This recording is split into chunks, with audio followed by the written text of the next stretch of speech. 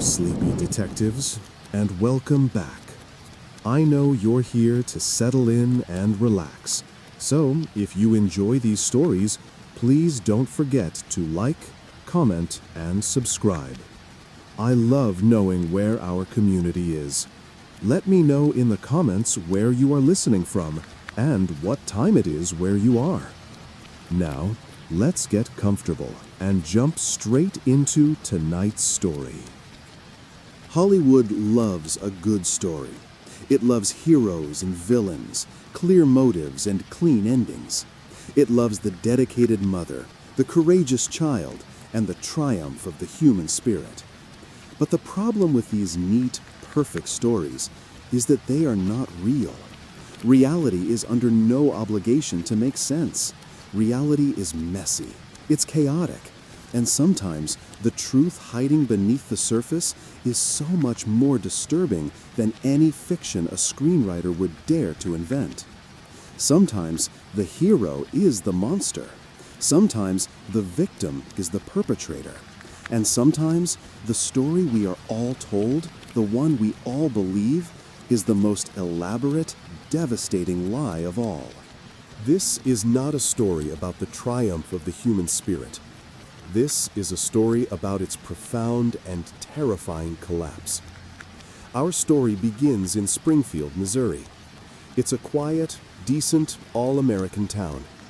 And in this town, there was one house, a small, unassuming pink house on a quiet street that had become a local landmark. It was a symbol of hope. It was the home of Dee Dee Blanchard and her daughter, Gypsy Rose. To everyone who knew them, to the neighbors, to the news crews, to the thousands of people in their online community, they were an inspiration. Dee Dee was the platonic ideal of a mother. She was a single mom, endlessly cheerful, unfailingly positive, and completely, utterly devoted to her child. Her entire life was a monument to sacrifice. And that sacrifice was necessary because her daughter, Gypsy Rose, was a case study in medical tragedy. Gypsy was a small, frail figure, almost ethereal. Her youth had been stolen by a relentless barrage of ailments. The list was staggering. It began with leukemia when she was just a child. Then came the muscular dystrophy, which confined her to a wheelchair. Her muscles were wasting away. She had severe asthma, requiring her to be on oxygen. She had epilepsy, and the seizures were violent and unpredictable. She had vision and hearing impairments. She had to be fed through a tube because her digestive system was failing. Her teeth were decaying, crumbling, giving her a childlike, incomplete smile. Her hair was gone, shaved to the scalp, a constant, visible reminder of her ongoing treatments. She was a girl trapped in a body that was at war with itself. And through it all, Dee Dee was her rock, her warrior, her advocate. Dee Dee was the one who held her hand during seizures. She was the one who managed the dozens of medications, the complex feeding schedule, the endless, exhausting rotation of doctor's appointments. She was the one who, when Gypsy's original medical records were supposedly lost in the floods of Hurricane Katrina, had meticulously recreated her daughter's entire medical history from memory, a feat of astonishing maternal devotion. Their bond was magnetic. Gypsy, small and pale, with a high, childlike voice, would look up at her mother with pure, unconditional adoration. Dee Dee would look back with a fierce, protective love that moved everyone who saw it. And the community responded. Habitat for Humanity built them that pink house, complete with a wheelchair ramp and a special therapeutic hot tub. The Make-A-Wish Foundation sent them on all-expenses-paid trips. They received front-row tickets to concerts, backstage passes, and donations from a sympathetic public. They were local celebrities. They were a testament to love in the face of unimaginable hardship. They were, in every way, the perfect story. And then, in June of 2015, that perfect story came to a sudden, brutal, and incomprehensible end. It started, as so many modern horrors do, with a post on social media. A message appeared on the shared Facebook account that Dee Dee and Gypsy used. The account that was normally a feed of upbeat pictures and health updates. The new post was just 6 words. "That bitch is dead." The post hung there.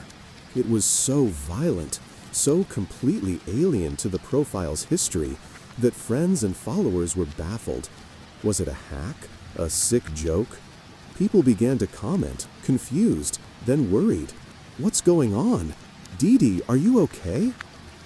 Minutes later, a second post appeared in the comments. This one was more explicit, more terrifying. "I fucking slashed that worthless pig, oink oink." Panic set in. This was not a joke. Friends began messaging, calling. No answer. The neighbors were alerted. They went to the pink house. They knocked. They shouted. The house was dark. The curtains were drawn. The silence was absolute. But Gypsy's wheelchair, her primary mode of transportation, was still on the porch. And her van, specially equipped for her medical needs, was still in the driveway. If Dee Dee was gone, and Gypsy was gone, how had the frail, disabled girl left? The police were called. They arrived at the quiet pink house, a place they had likely only known as a symbol of community charity. They approached with caution. They breached the door. The house was cold. It was dark. And it was a mess. Not the mess of a struggle, but the mess of a hoarder. Piles of medical supplies, stuffed animals, and random belongings were stacked everywhere. They moved through the cluttered rooms, calling out. In the back bedroom, they found her. Dee Dee Blanchard was on her bed. She was lying face down in a scene of profound, focused violence. She had been subjected to a frenzied attack. The devoted mother, the community's angel, was gone. But the real horror, the question that seized the entire state of Missouri, was, where was Gypsy? The news exploded. An Amber Alert was issued. This was not just a disappearance, it was an abduction. A violent perpetrator had entered the home, ended the life of a mother, and had taken her sick, helpless, disabled daughter. The public's blood ran cold. Gypsy was a girl who could not walk. She could not eat on her own. She was on dozens of medications. Without her mother, without her oxygen, without her feeding tube, she would not survive more than a day. She was, in effect, a ticking clock. A statewide manhunt was launched. News crews broadcast the last known pictures of Gypsy. The pale girl, the shaved head, the big glasses, the empty, childlike smile. The entire country was looking for a girl in a wheelchair. The police, meanwhile, were desperate. They needed a lead, and they found one. The Facebook posts. They were vulgar, they were taunting, but they were also a digital breadcrumb. The police began to trace the IP address of the person who had made the posts. The trail didn't lead them to a local suspect. It didn't lead them to a known criminal. It led them, bizarrely, to a computer in Big Bend, Wisconsin. They tracked the address to a small suburban house. A local SWAT team was assembled. This was a high-risk operation. They were dealing with an unknown individual who was capable of extreme violence and who was holding a profoundly disabled hostage. They surrounded the house. They used a battering ram on the door. "Police, show us your hands." A young man, Nicholas Gojon, walked out, his hands in the air. He was subdued immediately. The officers stormed the house, their weapons drawn, sweeping the rooms, expecting to find the perpetrator and the terrified, wheelchair-bound victim. They found a young woman. She was standing in the hallway. She had a full head of hair. She was wearing glasses, but her eyes were sharp and clear. She looked confused, startled, but she was not injured. She was not bound. And she was standing on her own 2 feet. One of the officers, holding a picture of the missing girl, the girl with the shaved head, the frail body, the feeding tube, looked at the person in front of him. He looked at the photo. He looked back at the woman. "How old are you?" he asked. The woman's voice was not the high-pitched, childlike squeak the world knew. It was the voice of an adult. "I'm 23, she said. The officers were in a state of profound confusion. This was not the person they were looking for. This couldn't be. They asked her name. "I'm Gypsy Blanchard," she said. The foundation of the entire case crumbled. The officers had come to rescue a hostage. They had, instead, found a suspect. The truth, when it finally unspooled, was so much more complex, so much darker than anyone could have fathomed. The entire story, the one that had captivated a town, the one that had been broadcast on the news for years, the one that had inspired thousands of donations, was a lie. A complete, total, and meticulous fabrication. The investigation began to pivot. They looked at Gypsy. They ran medical tests. The results came back negative. All of them. She did not have leukemia. She never had. She did not have muscular dystrophy. Her muscles were perfectly fine. She did not have epilepsy. She did not need a wheelchair.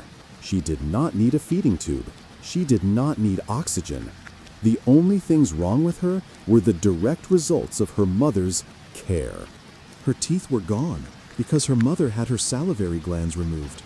Her muscles were weak, but only because she had been forced to not use them for her entire life. She was not a medical marvel. She was a prisoner of war. The world was introduced to a psychological disorder that seems too bizarre to be real. Munchausen syndrome by proxy. A caregiver, most often a mother, who fabricates, exaggerates, or actively induces illness in someone under their care. They do it for attention, for sympathy, for the sense of purpose and adoration that comes from being seen as a selfless, devoted martyr. Dee Dee Blanchard was not a caregiver. She was a master manipulator. She was a psychological torturer. The story was rewritten detail by horrifying detail. When Gypsy was a baby, Dee Dee had convinced doctors she had sleep apnea. When that wasn't enough, she moved on to vision problems. When Gypsy learned to walk, Dee Dee put her in leg braces and then a wheelchair, claiming a chromosomal disorder. When Gypsy's teeth were healthy, Dee Dee claimed she had severe drooling and had a doctor remove her salivary glands, causing her teeth to rot and fall out. She shaved Gypsy's head to mimic the appearance of a chemotherapy patient. She pumped her full of medications she didn't need, causing real side effects that only proved the fake illnesses. She fed her an infant nutritional supplement through a feeding tube, causing her to be malnourished. And she controlled her mind. Dee Dee told Gypsy that she was intellectually disabled, that her mind was that of a child. She kept her from school. She controlled her every interaction. When doctors became suspicious, when their tests came back negative, Dee Dee would simply pack up and move to a new town, a new hospital, a new set of doctors. The story of Hurricane Katrina destroying all their medical records, it was a brilliant lie, a way to start fresh, a clean slate for her medical fiction. Gypsy, for her part, was trapped. For most of her life, she believed her mother. She was sick because her mother told her she was. She was disabled because her mother told her she was. She was her best friend. But as she grew into her teens, she began to notice the cracks. She felt strong. She could walk. She would sneak onto the internet, her only window to the outside world. She began to understand that her reality did not match her mother's story. She tried to escape. Once, at a science fiction convention, she ran away with a man she had met online. Dee Dee found her. The punishment was swift and brutal. Dee Dee, according to Gypsy, smashed the computer with a hammer. She chained her to the bed. She threatened her. She reasserted her control. Gypsy realized there was no escape.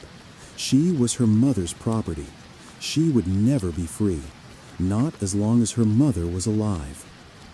And so, on the internet, The same place she found her window to the world, she found her weapon. His name was Nicholas Gojon. He was a young man from Wisconsin with his own set of social difficulties and a dark, troubled mind. They met on a Christian dating site.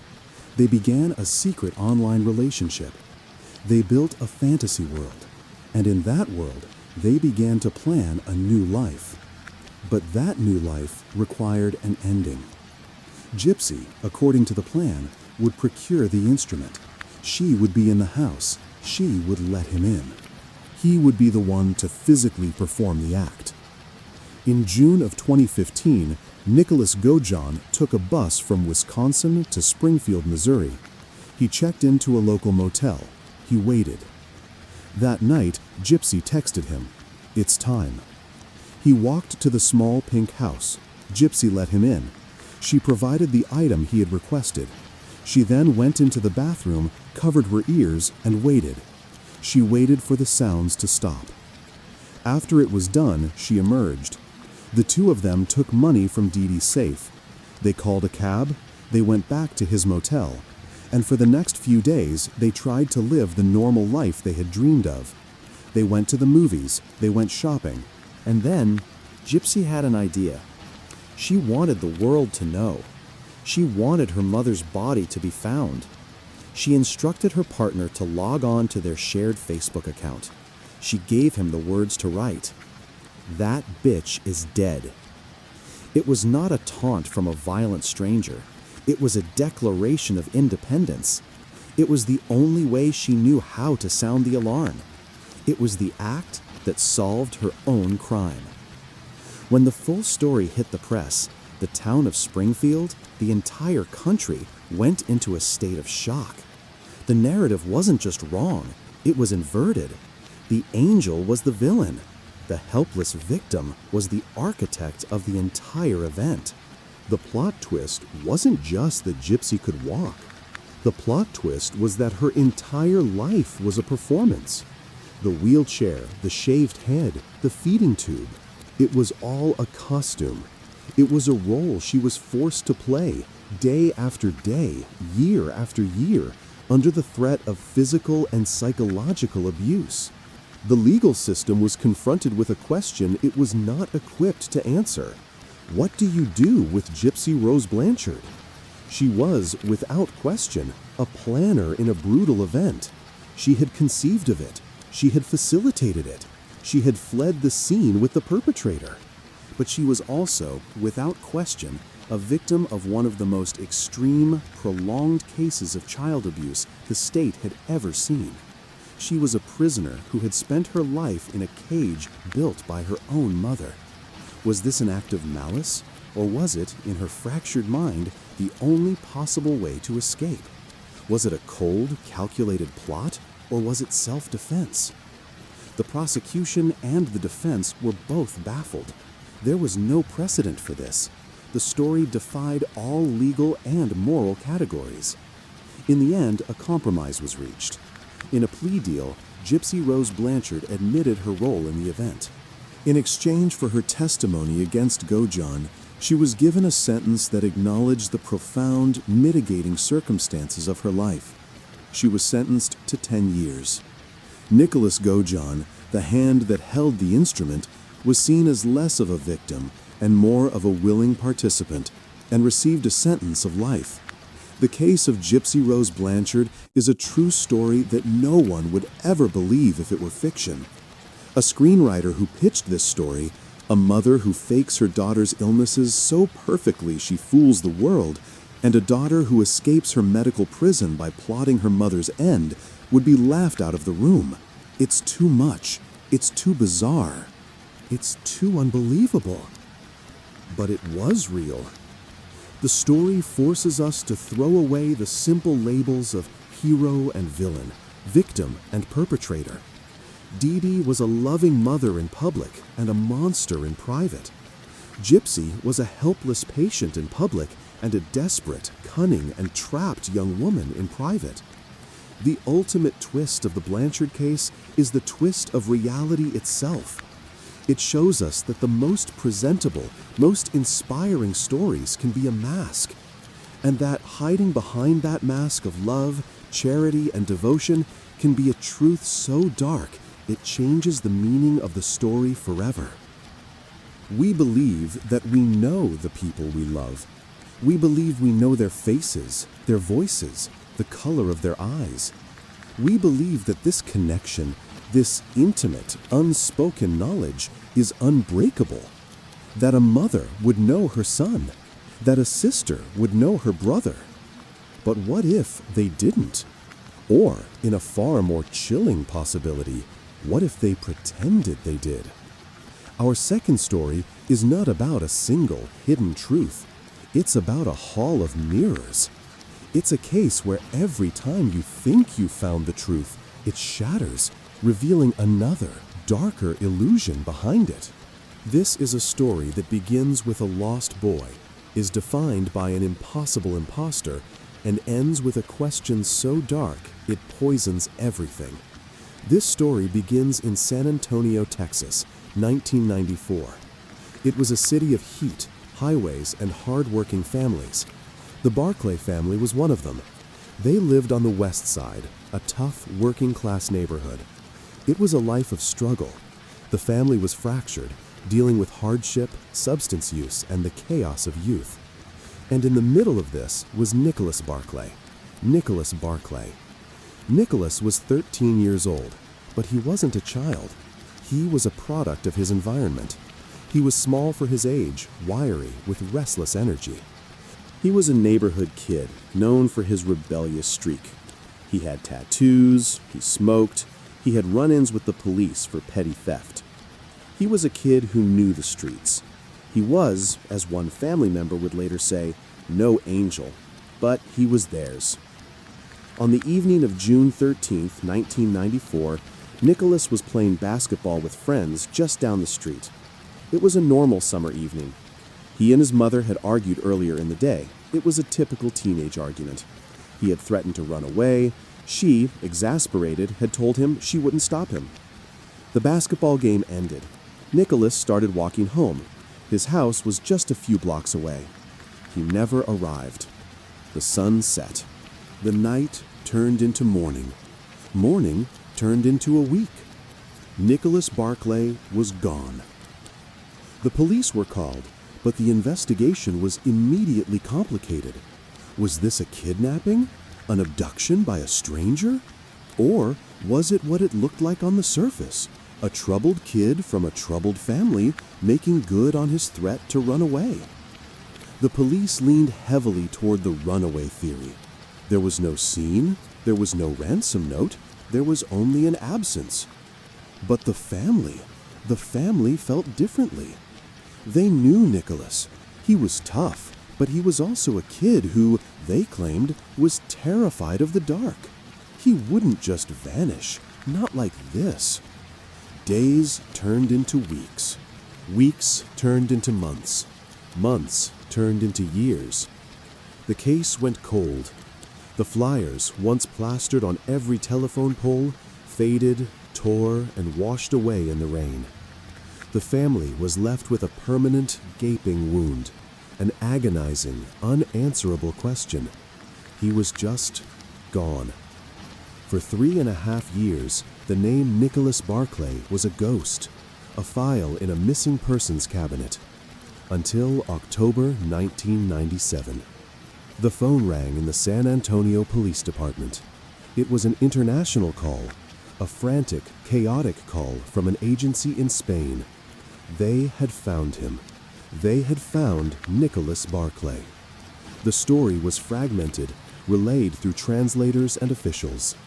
A teenage boy had been found wandering the streets of Linares, a small city in southern Spain. He was terrified. He was emaciated. He was mute. The authorities had taken him to a youth shelter. He was deeply traumatized. For days he wouldn't speak. He just sat, huddled, rocking back and forth. Finally, after weeks of careful work, he had whispered a name: Nicholas Barclay. The pieces were put together. Interpol was contacted. The missing persons report from 1994 was found. The fuzzy black and white photo of the 13-year-old boy from Texas was faxed to Spain. It was a match. The news hit the Barclay family like a thunderbolt. It was a miracle. The kind of thing that only happens in movies. Their son, their brother, who they were convinced had met a terrible fate, was alive. The story he told was a nightmare. He claimed he had been abducted from San Antonio by a sophisticated international ring. He had been taken, held captive, and subjected to unspeakable abuse for years. He had been flown to Europe. He had finally escaped his captors in Spain and had been on the run, terrified, until the police found him. It was a horrifying story, but it had a happy ending. He was safe. Nicholas's older sister, Carrie, was the first to fly out. The family didn't have much money, so the community, the media, and even the government pitched in to arrange the flight. The world loves a story of a lost child found. Carrie flew to Spain. She walked into the youth shelter, and there he was, her little brother. He looked different, of course. 3.5 years of trauma had changed him. He was older. He was gaunt. He seemed distant. He spoke in a strange, halting way. But it was him. It had to be. She held him. He was, as she would later say, the same old Nicholas. He was flown back to Texas. The U.S. government issued him a new passport. He arrived in San Antonio to a media storm and an emotional, tearful family. He was home. He moved back into the family house. He moved back into his old life. He enrolled in the local high school. But the person who returned was not the person who had left. The family, of course, understood. They explained it away. It was the trauma. The old, rebellious, loudmouthed Nicholas was gone. This new Nicholas was quiet, reserved, almost timid. He spoke with a slight, unplaceable accent, a European lilt perhaps from his time there. He seemed to shrink from the bright Texas sun. He bleached his hair bright blonde. He wore baseball caps, pulled low, and sunglasses. Even indoors. The family adapted. They were just so happy to have him back. Their lost boy was home. The months began to pass. Nicholas was settling in. But the story, the perfect, miraculous story, was beginning to fray at the edges. A local private investigator named Charlie Parker had been following the case. Parker was a classic, grizzled PI. He was cynical. He'd seen too much. And from the moment he saw the first television interview with the returned Nicholas Barclay, his internal alarm bells didn't just ring, they screamed. This wasn't a feeling. This was a fact. Parker had been hired by a television show, Hard Copy, to look into the story. He started with the basics. He pulled the original 1994 missing persons file. He looked at the photo of 13-year-old Nicholas. And then he looked at the 16-year-old who had returned. Parker was sitting in his office, looking at the two pictures side by side. And he realized he wasn't looking at a boy who had been changed by trauma. He was looking at two different human beings. The first, most glaring discrepancy was the eyes. The Nicholas Barclay who disappeared in 1994 had blue eyes. The Nicholas Barclay who returned from Spain in 1997 had brown eyes. Parker was astonished. He thought it had to be a typo in the file. He checked. It wasn't. He called the family. "What color are Nicholas's eyes?" he asked. "Blue," they said. "They've always been blue." Parker pointed this out. The family, and even some in law enforcement, had an answer. The trauma, they said. The captors. They must have done something to him. Changed his eye color. We've heard they can do that. Parker was floored. Changed his eye color? But his disbelief was just beginning. He looked closer. The ears. A person's ears are like a fingerprint, unique. The shape of 13-year-old Nicholas's ears did not match the ears of 16-year-old Nicholas, not even close. And then there was the accent. Parker listened to him speak. This wasn't a Texas kid with a European lilt. This was a European who was trying to sound like a Texas kid. Parker was now obsessed. He was convinced this was an imposter. But that led to a question that was, in its own way, even more baffling. If he was a fake, why was the family going along with it? He began to dig. He ran the new Nicholas's fingerprints. They didn't match anything on file for the old Nicholas, but they did get a hit from Interpol. The person living in the Barclay home, the person the U.S. government had issued a passport to, the person the family had welcomed as their son, was not Nicholas Barclay. He was Frederic Borden. The plot twist was so massive, it's as if the movie had stopped and an entirely new one had begun. Frederic Borden was a 23-year-old French-Algerian man. He was not a 16-year-old American boy. He was and is one of the most prolific and audacious imposters in modern history. The press would later call him the chameleon. Borden had a lifetime of practice. He had spent his entire youth in and out of orphanages and shelters, a child of no nation, of no family, and he had discovered a unique, parasitic way to survive. He would impersonate missing children. He had a system. He would find a missing persons report. He would study the details. He would show up at a police station, claiming to be that boy. He would be traumatized. He would be mute. He would slowly, painfully reveal his identity. And for a few days, a few weeks, sometimes a few months, he would be given a bed. He would be given food. He would be given care. He would, for a short time, have a family. Then the lie would collapse. The real family would show up and see that he was not their son. The DNA test would fail, and he would be exposed. He would be sent back to a shelter, and he would simply start again. Nicholas Barclay was his masterpiece.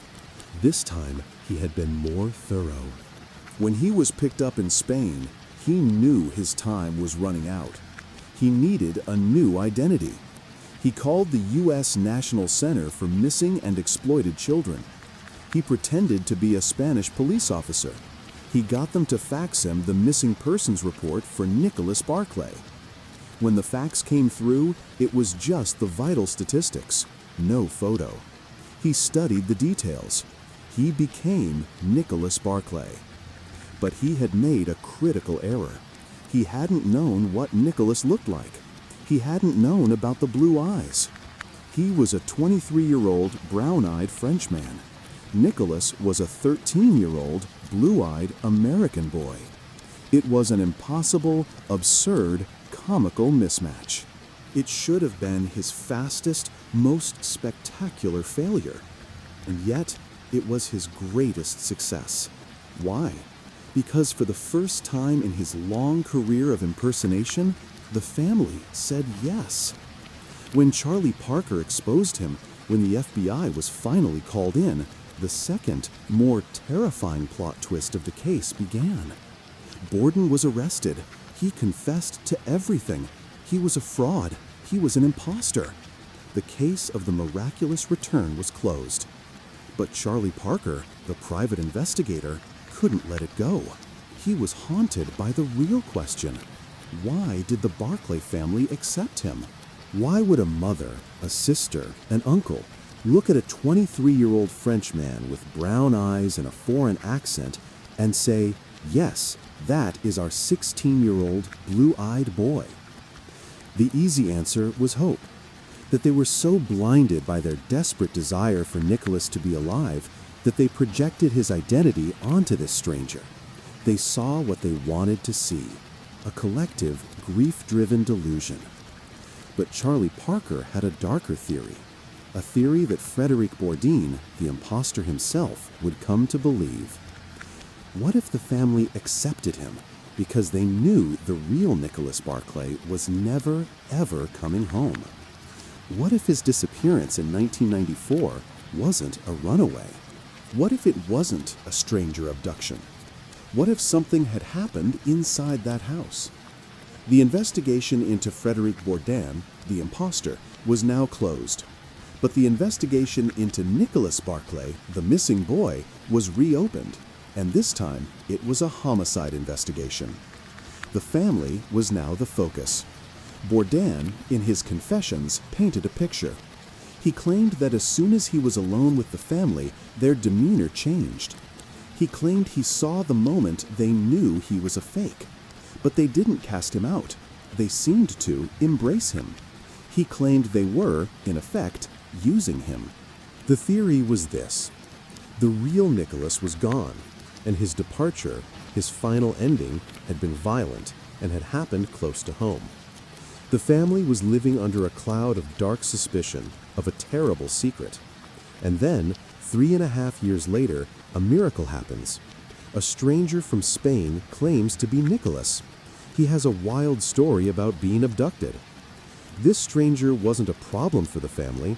He was a solution. He was the perfect alibi. He was a living, breathing explanation for Nicholas's absence. He was a cover-up, delivered to their doorstep by international post. Of course they accepted him. His presence, his bizarre story, erased any and all suspicion that had been pointed at them. The entire case had inverted. The story was no longer about a missing boy. It was no longer about a clever imposter. It was now about a potential, unsolved domestic tragedy. Frédéric Bourdain, the chameleon, the con artist, had stumbled into the one family on Earth that had a reason to accept his con. He was a lie that was, for a time, more convenient for everyone than the truth. But the truth, as it always does, has a way of coming out. The FBI began to re-interview everyone. They dug, they pressed. In one interview, an uncle of Nicholas's, when pressed about the inconsistencies, about the eyes, about the accent, finally offered a chilling, ambiguous phrase. "We knew it wasn't him," he was reported to have said. "It was, just a person." The implications were staggering. And what of Nicholas's older brother, who was also in the home? He had his own legal troubles. He had told people that his brother wasn't coming back. Years later, he would call the DA's office in a fit of rage, claiming he knew what happened. But when he was brought in, he would recant. The case remains a void, a tangle of unsolved knots. Frédéric Bourdain served 6 years in a U.S. federal prison for passport fraud and perjury. He was then deported back to France, where he, of course, continued his career of impersonation. The Barclay family was never charged. The dark theory of what happened to the real Nicholas Barclay in 1994 remains just that, a theory. A dark, unsubstantiated shadow that hangs over the entire story. The case of his disappearance is still open. This is the true horror of the case. The plot twist isn't just that the boy was a fake. The plot twist is that the fake boy may have been the most honest person in the story. He was a liar, but his motives were simple. He wanted shelter, he wanted a family. The motives of the family who accepted him are infinitely more complex and potentially infinitely more sinister. The story of the chameleon is a story with no resolution. It is a story where the con artist was, perhaps, the only one conned. He thought he was playing them, but it's possible, just possible, that they were playing him all along. And the real victim, the small, troubled, blue-eyed boy who walked away from a basketball game one summer evening, was lost in the shuffle. Twice. Once by his disappearance, and once by his impossible, fraudulent return. In the world of true crime, there are 3 questions that every investigator, every journalist, and every amateur sleuth tries to answer. Who, how, and why? Who is the perpetrator? How is the method? But why? Why is the motive? And the motive is the engine of the entire story. It's the one piece that makes the senseless make sense. We understand the why even when we are repulsed by it. It's always love, jealousy, greed, revenge, or madness. It is always, at its core, fundamentally human. But what happens when the why is not human at all? What happens when the motive is so completely, profoundly bizarre, so far outside the realm of human experience that it sounds less like a police report and more like a science fiction movie script? Our final story is not just a plot twist, it's a reality twist. It's a case that forces us to ask not only who did it, but what planet did they think they were on when they did it? This story begins in Albuquerque, New Mexico in 1999. Albuquerque is a city of vast open skies and ancient ochre-colored landscapes, a place where the modern world meets a deep, quiet mysticism. It was to this city that Girlie Chu Hassenkoft had come to build a new life. Her name, like her personality, was vibrant and unforgettable. Girlie was from Malaysia. She was bright, ambitious, and charismatic. She had come to America with all the hopes of an immigrant chasing a dream. She found work in a local bank. She was a performer, a professional dancer who was a beloved member of the local art scene. She was, by all accounts, a beacon of positive energy. In Albuquerque, she met Dr. Diazian Hassenkoft. And to the outside world, Diazian was the ultimate catch. He was brilliant, he was handsome, sophisticated, and impossibly charming. He claimed to be a genius-level physician, an oncologist and researcher who was on the verge of curing cancer. He spoke of his top-secret work, his vast wealth, his connections to powerful, shadowy government agencies. He and Girlie married. They lived in a beautiful home. They were a power couple, the successful, brilliant doctor and his beautiful, artistic wife. But the beautiful picture, like so many, was a facade. By 1999, the marriage had disintegrated.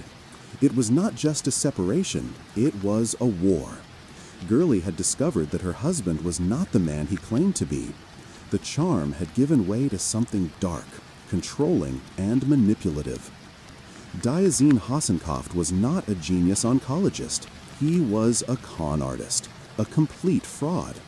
He had no medical license. He had no vast wealth. He was a master manipulator who had built his entire life on a foundation of lies. Girlie, the smart, capable bank employee, had figured it out, and she was going to expose him. She filed for divorce. She was documenting his lies, preparing to take him down. She was, in short, a threat to his entire fabricated universe. On the morning of September 10th, 1999, Girlie Chu Hassenkoft was supposed to meet her husband at the apartment they once shared to pick up some of her belongings. She was never seen again. Her co-workers at the bank reported her missing. When police arrived at her apartment, they found signs of a struggle. They found her car abandoned. But they found no Girlie. The investigation immediately and intensely focused on the estranged husband, Diazian Hassenkoft. This was, for the Albuquerque police, an open and shut case. It was a domestic dispute that had escalated to a horrifying but all too common conclusion. The motive was clear. The con man husband was about to be exposed by his wife, so he silenced her. There was only one problem. Diazian Hassenkoft had the single most perfect, unbreakable alibi the detectives had ever seen. On the morning Girlie vanished, he was not in Albuquerque. He was hundreds of miles away in Charleston, South Carolina, giving a medical presentation. He had hotel receipts. He had witnesses. He had airplane tickets. He could not, in any physical way, have been in that apartment. The police were baffled. They had a motive. They had a prime suspect. But they had an impossible timeline. Their case, which had seemed so simple, was now a void. If Diazian didn't do it, who did? They began to dig deeper into his life, and in the life of a master con man, you always find accomplices. Their search led them to a woman named Linda Henning. Linda Henning was, in many ways, the opposite of Girlie Chu. She was not a vibrant, outgoing performer. She was a quiet, somewhat lost, middle-aged woman. She was a fashion designer, a spiritual seeker, someone looking for a purpose, for something bigger to believe in. And she had found Diazine Hassenkaft. She was not just his girlfriend. She was his disciple. She was completely and totally under his spell. She believed with unwavering devotion every word he said. She believed he was a genius. She believed he was a secret government researcher. She believed he was saving the world. And she, Linda Henning, was helping him. The police now had a new theory, a new but still familiar motive. This was a love triangle. A jealous, obsessed girlfriend manipulated by her lover into helping him get rid of his inconvenient wife. This made sense. This was human. They began to build their case against Linda Henning, and the evidence was overwhelming. In the days after Gurley's disappearance, Linda had been acting strangely. She had been seen frantically cleaning her car, but she hadn't cleaned it well enough. Inside the car, investigators found something. A single dark hair caught in the upholstery. It was a DNA match for Gurley Chu. Then, a witness came forward. A man who had been hiking in a remote desert area outside Albuquerque. He had found a strange bundle of clothes on the side of a dirt road. It was a black t-shirt, a pair of jeans, and hiking boots. They were all stained with blood. The blood was a match for Gurley Chu. And the clothes were a match for Linda Henning. The case was all but closed. Diazine, the mastermind, had manipulated his new lover Linda into doing his dirty work. She had been the one to confront Gurley. She had been the one to commit the act. He had used her as his instrument, all while he was safely across the country, securing his perfect alibi. The why was jealousy and devotion. The trial would be a formality. And then, Linda Henning's defense team revealed the real motive. And the entire case, the city, the police, the media, was thrown into a reality it was not prepared for. The defense, in pretrial motions, began to talk. And what they said was so bizarre, so completely insane, that at first everyone thought it was a legal tactic, a desperate, last-ditch attempt at an insanity defense. Linda Henning, her lawyers claimed, had a very good reason for her actions. She did it because Gurley Chu Hassenkaft was not human. The courtroom fell silent. This was not a plea. This was a statement of fact. According to Linda Henning and the belief system that Diazine Hassenkaft had built for her, the truth was this. Diazine was not just a doctor. He was an elite member of a secret, intergalactic organization. He was a warrior, fighting a clandestine war for the survival of the human race. And the enemy? The enemy was an invading race of shape-shifting reptilian aliens. These aliens, he claimed, had infiltrated the highest levels of government and society. They looked like us, they talked like us, but they were here to harvest our planet and exterminate our species. And Gurley Chu Hassenkaft, his beautiful, charismatic wife, she was one of them. She was not just a reptilian alien. She was, according to Diazine's intelligence, a reptilian queen. She was a high-ranking leader of the invasion, and she was carrying a deadly biological weapon, a plague, that she was preparing to unleash on the human population. This was the why. This was the plot twist. The entire case, which the police had meticulously built around a human motive, love, jealousy, money, was a fantasy. The real motive, the one that the perpetrators were actually operating under, was a science fiction horror film. Linda Henning's trial became a circus. It was a journey into a delusional world that was more terrifying than any simple love triangle. The prosecution was now forced to argue not just the who and how, but the why. and the why was pure, unadulterated fantasy. Witnesses were brought in, former friends of Linda, who testified to her chilling transformation. They described how Diazian had systematically isolated her, how he had fed her a diet of conspiracy theories, pseudoscience, and New Age mysticism. He had diagnosed her with various alien-implanted diseases. He had given her cures. He had convinced her that she too was a warrior, that she had powers, that she was one of the chosen few who could see the truth.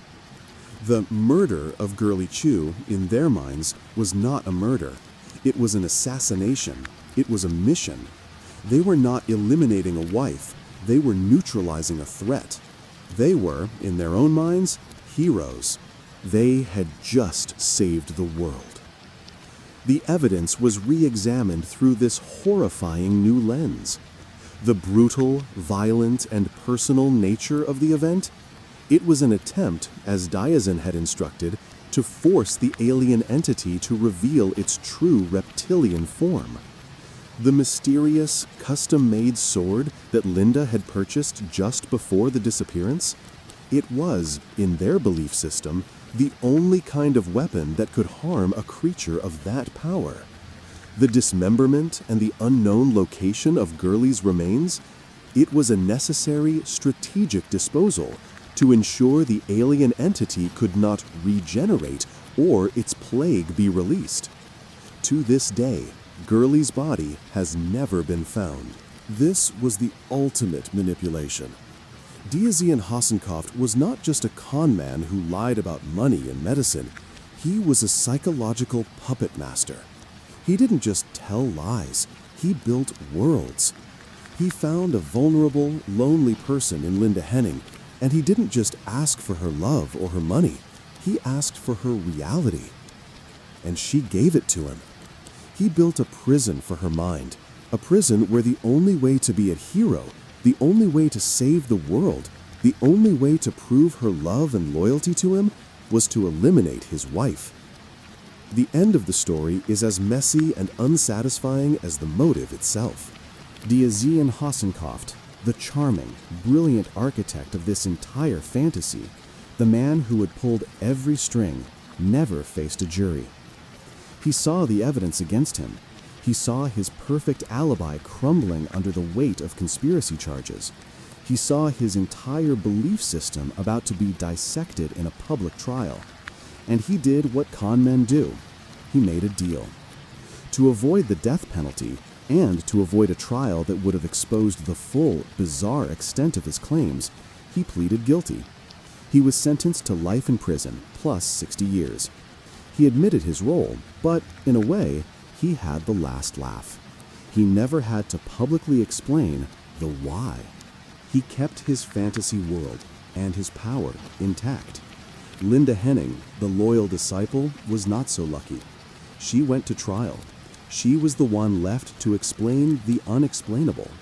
Her defense team argued she was a brainwashed victim, a tool. The prosecution argued she was a willing, jealous participant. The jury was left to untangle the impossible. How do you judge someone whose motives are, by any rational standard, completely insane? They found her guilty. She was sentenced to 73 years in prison. The case of Girly Chew Hassenkopf is the ultimate plot twist, because the twist is not in the who or the how. The twist is in the why. It rips the story out of the familiar, comfortable genre of true crime and throws it into the terrifying, alien world of radical, weaponized delusion. It proves that the most frightening thing in the world isn't a monster. It's a human being who has been convinced, completely and totally, that the monster is real, and that the only way to stop it is to become one themselves. It is a story that defies every rule of storytelling. The motive is incomprehensible. The victim is erased. The mastermind is silenced. And we, the audience, are left in the dark, forced to accept a truth that is far, far stranger than any fiction. Fall River, Massachusetts, in 1892, was not a quaint, charming town. It was an industrial machine, a city of textile mills, smoking, loud. The air was thick with the smell of coal and labor. And in this city, social standing was everything. And the Bordens, they were a force. Andrew Jackson Borden, he was the patriarch, a tall, severe, frost-whiskered man. He was one of the wealthiest men in town, a bank president. He possessed a massive fortune, but he did not live like it. Andrew Borden was famously frugal. Frugal is perhaps too kind a word. He was miserly. His family lived at number 92 2nd Street. It was not a mansion on the hill where the other nouveau riche flaunted their wealth. It was a boxy, upright, awkward home, pressed right up against the noisy business district. It had no indoor plumbing. It had no electricity. Not because these things didn't exist, but because Andrew would not pay for them. This house, number 92, is our central character. It is a trap, a pressure cooker. Imagine it on an August day. Thursday, August 4th, 1892. It was a heat wave. The air was thick, humid, and unbreathable. Inside that house, there was no cross breeze. Every window was kept shut, every door locked. Andrew Borden was a man obsessed with security and enemies. Inside this pressure cooker were 4 people and 1 guest. Andrew, age 70. His wife, Abby Durfee Borden. His second wife, a short, heavy woman of 64. She was not the girl's mother. She was their stepmother, and that was a vital distinction. Then the daughters. Emma Borden, age 42. But Emma was not there. She had, quite fortunately for her, taken a vacation in a neighboring town.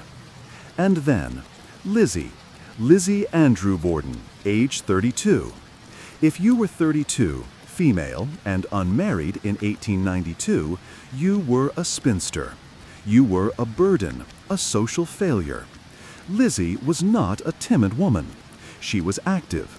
She was involved in her church. She taught Sunday school. She was strong-willed. And she was trapped. Trapped in a house with no running water, under the thumb of her miserly father, and living with a stepmother she reportedly did not love. There were whispers of tension. Tension over money, tension over property. Andrew had recently begun to transfer property to Abby's side of the family. This did not sit well with his daughters. And the last, Bridget Sullivan, the maid, an Irish immigrant, 26 years old. The Bordens called her Maggie. It was a small humiliation, a reminder that she was replaceable, that her name too was unimportant. Those are our players, and our stage, the house on 2nd Street, is set. For several days leading up to August 4th, the entire household, with the strange exception of Lizzie, had been violently ill. Vomiting, weakness. Abby Borden had been so frightened she had gone to the doctor, worried they were being poisoned. Was it an attempt? A failed effort? The doctor dismissed it as spoiled food, perhaps some rancid, day-old mutton that had been left to sit in the heat. The tension was at a breaking point. The morning of August 4th began as usual in the suffocating humidity. A guest had arrived, John Morse, the brother of Andrew's deceased first wife. He was there on business. He had stayed the night. That morning, Andrew, Abby, and Mr. Morse ate breakfast together. Lizzie did not join them. She said she did not feel well. After breakfast, Andrew and Morse went into the sitting room to talk. Bridget, the maid, was instructed to go outside to wash the windows, a miserable, heavy task in the blistering heat. Abby went upstairs to tidy the guest room. Mr. Morse left at approximately 8:48 a.m. Andrew saw him out and carefully, meticulously locked the door behind him. 3 locks. The front door was bolted. The side door was latched. The cellar door was barred. The house was a fortress. Andrew returned inside. He went to the sitting room. And overcome by the heat, by his age, he lay down on the horsehair sofa. He fell asleep. Bridget Sullivan was outside, struggling with the pails of water, in and out of the house. Lizzie? Where was Lizzie? She was last seen in the kitchen, ironing handkerchiefs. At around 10:40 a.m., Bridget was in her own attic room, a stifling, oven-like space, trying to rest after finishing the windows. The house was quiet, only the ticking of the clock, the buzzing of flies in the heat. And then, the quiet was broken. Around 11:10 a.m., Bridget heard a voice call from downstairs.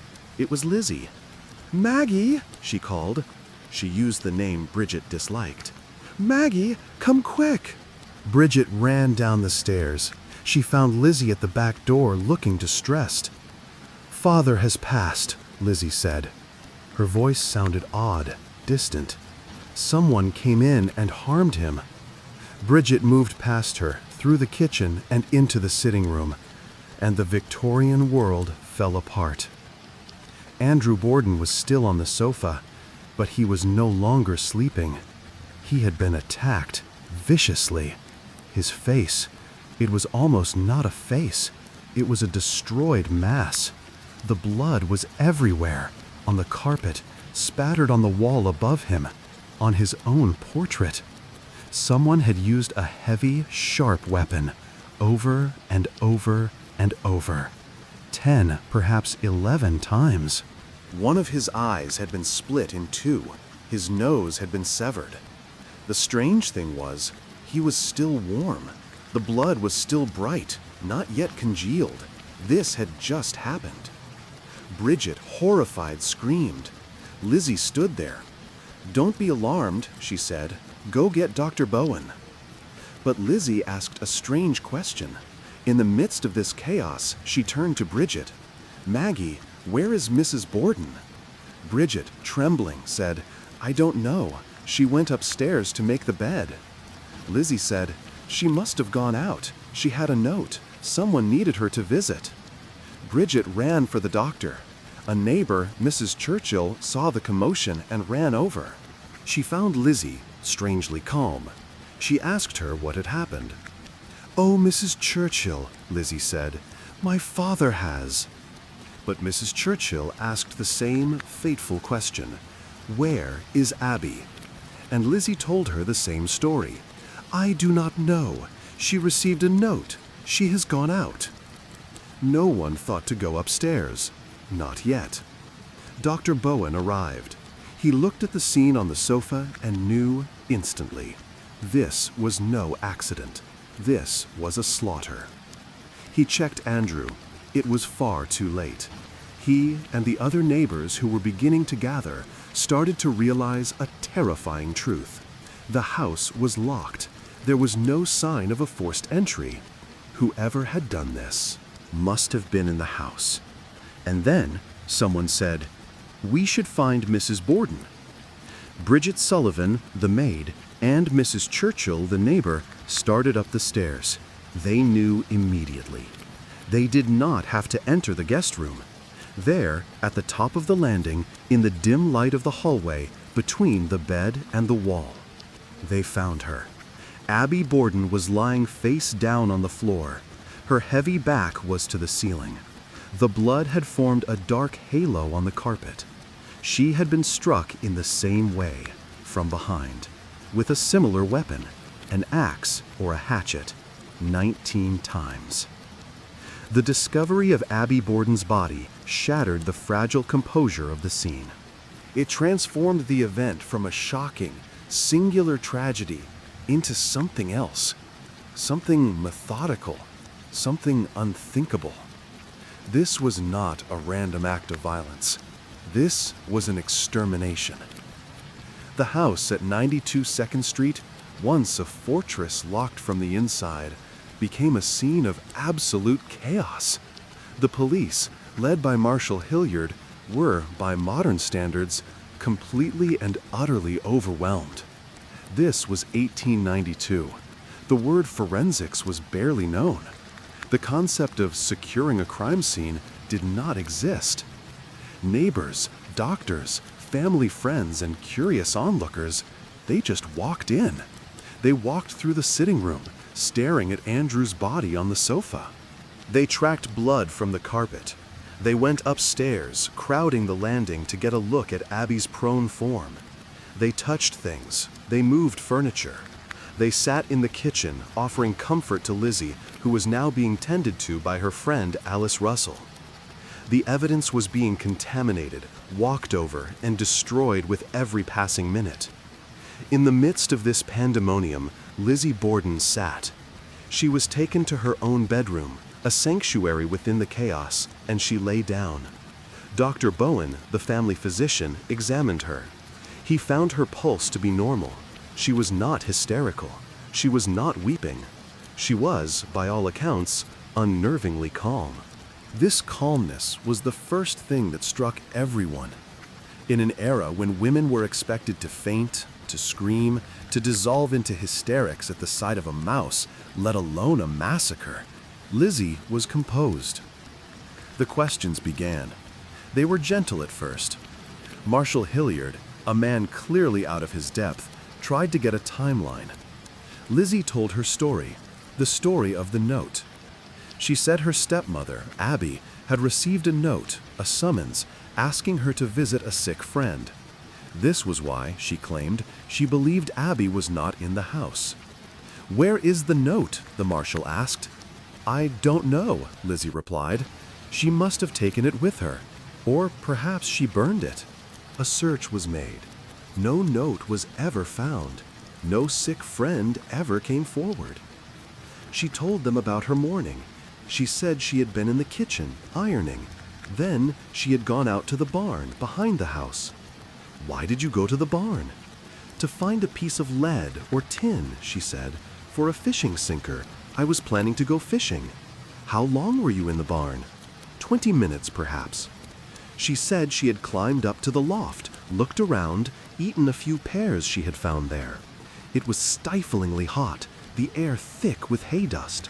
"Did you hear anything?" "No, nothing." She claimed that she had come back inside, gone through the back door, and that is when she discovered her father. The story seemed thin. The idea of a 32-year-old woman on the hottest day of the year climbing into a dusty, oven-like barn loft to look for a piece of scrap metal, it was peculiar. And her timeline had problems. She said she was in the kitchen ironing when her father came home, around 10:40 a.m. She said they spoke. He asked where Abby was. She told him about the note. She claimed he then went into the sitting room to lie down. She finished her ironing and then went to the barn. But Bridget, the maid, had her own timeline. Bridget had been outside washing windows until at least 10:30 a.m. She had come in and gone directly to her attic room to rest. She had heard Andrew come in. She had heard the clock strike 11 a.m. And just 10 minutes later, she had heard Lizzie's call. If Lizzie's timeline was true, she would have had to do her ironing, go to the barn, spend 20 minutes there, and return, all in a window of 10 to 15 minutes. It was possible, perhaps, but it was incredibly tight. And then there was the matter of her location. If she was in the barn, she would not have been able to hear a struggle. But if she was in the kitchen, she was separated from the sitting room by only a dining room and a pantry. The attack on Andrew Borden was not quiet. It was an act of brutal, repetitive violence. 11 blows with a heavy, sharp instrument. It would have made a sound, a sickening, wet, crushing sound. Could she have been in the house and not heard it? The police were confused. They were looking for an intruder, but the locked doors told a different story. They began to search the house, not with fine-toothed combs and fingerprint dust, but with their eyes, opening drawers, looking under beds. They searched the cellar, and there, next to the chimney block, they found a collection of tools. And they found 2 hatchets and 2 axes. One of the hatchets was strange. Its wooden handle was intact, but the head was covered in what looked like ashes, and, more importantly, the blade itself had a fresh break in it. A piece of the cutting edge had been recently and deliberately snapped off, and the blade, it was clean. It looked as if it had been recently wiped or washed. They found no bloody weapon. They found no bloody clothes. How could someone commit such a frenzy, such a bloodbath, and simply walk away clean? The questions for Lizzie became more pointed. The mayor of Fall River arrived. He questioned her himself. Her story began to change. Now, she said she was not in the kitchen when her father came home. She said she was upstairs, in her own room. When asked again about her stepmother, she said, "She was not my mother, she was my stepmother." The coldness of the correction was noted by everyone in the room. And her behavior, it was becoming more and more erratic. That afternoon, Alice Russell, her friend, saw her go into the kitchen. Lizzie was standing in front of the stove. She was holding a blue cotton dress, and she was burning it. Alice, horrified, stopped her. "Lizzie, what are you doing?" "I'm burning this old dress," Lizzie said calmly. "It's covered in paint." It was a paint-stained dress. But it was also a dress. Evidence being actively destroyed in plain sight on the day of the incidents. And there was the poison. The police learned of Lizzie's trip to the local pharmacy just the day before. She had tried to buy prussic acid, a deadly poison. She told the pharmacist she needed it to clean a sealskin cape. The pharmacist, alarmed, refused to sell it to her. Now the story of the family's violent illness just days earlier took on a new, sinister light.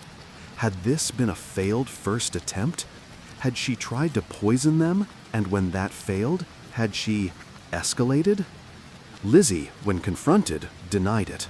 She flatly denied ever going to the pharmacy, denied ever trying to buy the poison. It was a direct, verifiable lie. The police were now facing a terrible, socially impossible conclusion. There was no intruder. There was no note. The person who had done this was still in the house. And Bridget, the maid, had a solid alibi. She was either outside washing windows or in her attic room, far away from the violence. All eyes, slowly and with a kind of dawning horror, turned to the 32-year-old spinster, the Sunday school teacher, Lizzie Borden. This was 1892. The idea of a woman, a well-bred woman from a good family, committing such a savage act. It was not just unlikely, it was unthinkable. Women were the gentler sex. They were incapable of such rage, such brutality. They fainted at the sight of blood. They did not create it. And yet, the lies, the calmness, the burning dress, the poison, the locked house. The evidence was a circle, and at its center, there was only one person. The inquest was held. It was a private hearing, not a public trial. Lizzie was brought in to testify. She was, by now, on morphine, prescribed by her doctor to calm her nerves. Her testimony, given over several hours, was a disaster. It was a rambling, contradictory, and evasive mess. She contradicted herself constantly. First, she was in the kitchen. Then, she was upstairs. She mentioned the note, then seemed to forget about it. She claimed to have heard a groan or a scraping sound, which had drawn her back to the house from the barn, a detail she had never mentioned before. She claimed she had taken off her shoes upon entering the house and put on slippers. Why? She was asked point blank, "Did you have any animosity toward your stepmother?" She replied, "She was a good woman. We had no trouble." This was a known falsehood. The entire town knew of the tension. The men listening to her testimony were not fools. They saw the web of lies. They saw the desperation. On August 11th, 1 week after the events, Lizzie Andrew Borden was arrested. She was charged with the murders of her father and her stepmother. The city of Fall River, and indeed the entire nation, exploded. It was the trial of the century, before the 20th century had even begun. It was impossible. It was a sensation. A woman, a lady, accused of butchering her family with an axe? The stage was no longer the small, suffocating house.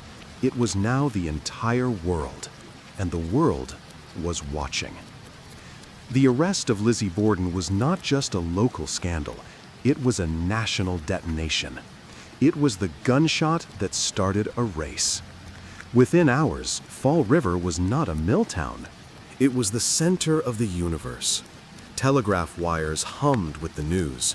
Reporters from Boston, from New York, from London descended upon the town like a swarm of locusts. They booked every hotel room, they crowded every bar. They paid local boys for any scrap of gossip. The story was, quite simply, too good to be true. It had everything: brutal, unspeakable violence, a wealthy, miserly old patriarch, a secret, unhappy family, and at its center, a prim, 32-year-old Sunday school teacher. It was a battle for the very soul of the Victorian age. The public, fueled by the sensationalist press, was immediately and violently divided. You could not be neutral on the matter of Lizzie Borden. On one side, you had the people who saw the obvious: the locked house, the lies, the emotionless demeanor. To them, she was a monster, a cold, calculating, patricidal, and matricidal fiend hiding behind a mask of respectability. She was to them a symptom of a modern sickness, a terrifying new breed of woman. But on the other side, a side that was perhaps even louder, were her defenders. This side was composed primarily of the upper classes, of the church groups, of the burgeoning women's suffrage movement. To them, Lizzie's guilt was a social impossibility. They argued that a woman of her standing, her education, her gentle Christian upbringing, was biologically incapable of such a frenzy.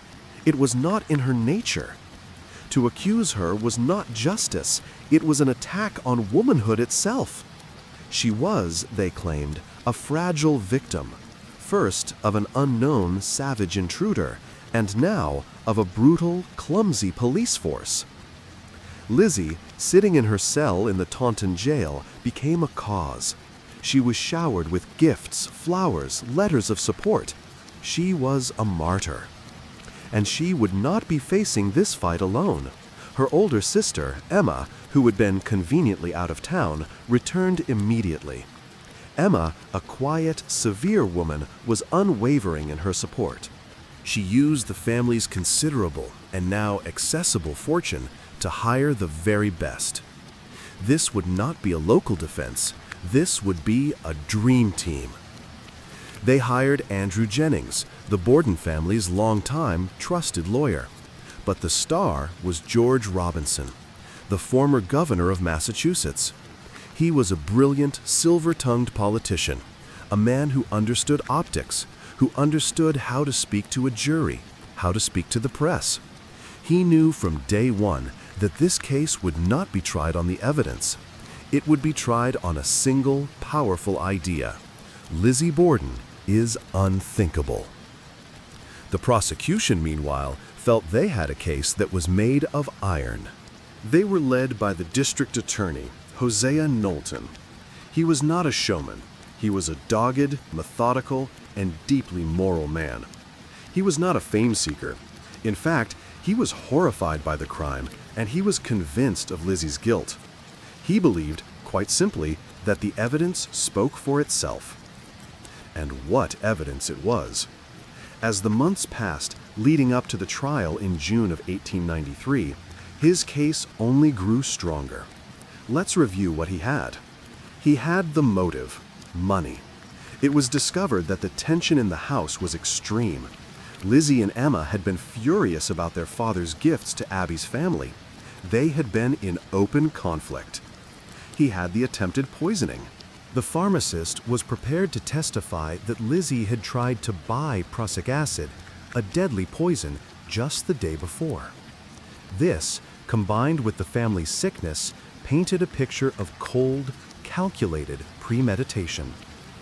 He had the lies, the contradictory, rambling, and self-serving testimony from the inquest, the story of the note for Abby, which had evaporated into thin air. He had the destruction of evidence, the testimony of Alice Russell, Lizzie's own friend, who had seen her burning the blue cotton dress, the very dress she was likely wearing that morning. He had the impossible timeline, the 10-minute window, the unlikelihood of her 20-minute trip to the stifling barn loft. He had the locked house, no sign of an intruder, and he had the weapon, or what he believed was the weapon, the hatchet head found in the cellar, the one with the broken blade covered in ash. The prosecution's theory was brilliant. They argued that the break in the handle was recent, that Lizzie had used this hatchet, and in the frenzy of the 19 blows against Abby, the handle had broken. She had then, in a moment of cold calculation, wiped the blade, covered the head in ashes from the cellar stove to hide any blood, and snapped off the handle to make it look like an old, discarded tool. They even had a chemist who would testify that the trace amounts of material found on the hatchet were, in fact, consistent with dried blood. It was, by any measure, a mountain of circumstantial evidence, a chain of logic that seemed to be forged link by link around Lizzie's neck. The trial began on June 5, 1893, in the New Bedford courthouse. It was moved from Fall River because it was deemed impossible to find an impartial jury in her hometown. It was the hottest ticket on the planet. The courtroom was packed every single day with the elite of New England, with society ladies dressed in their finest, fanning themselves in the heat, with celebrity reporters, with preachers. Lizzie entered the courtroom dressed in black, a symbol of mourning. She carried a bouquet of flowers and a fan.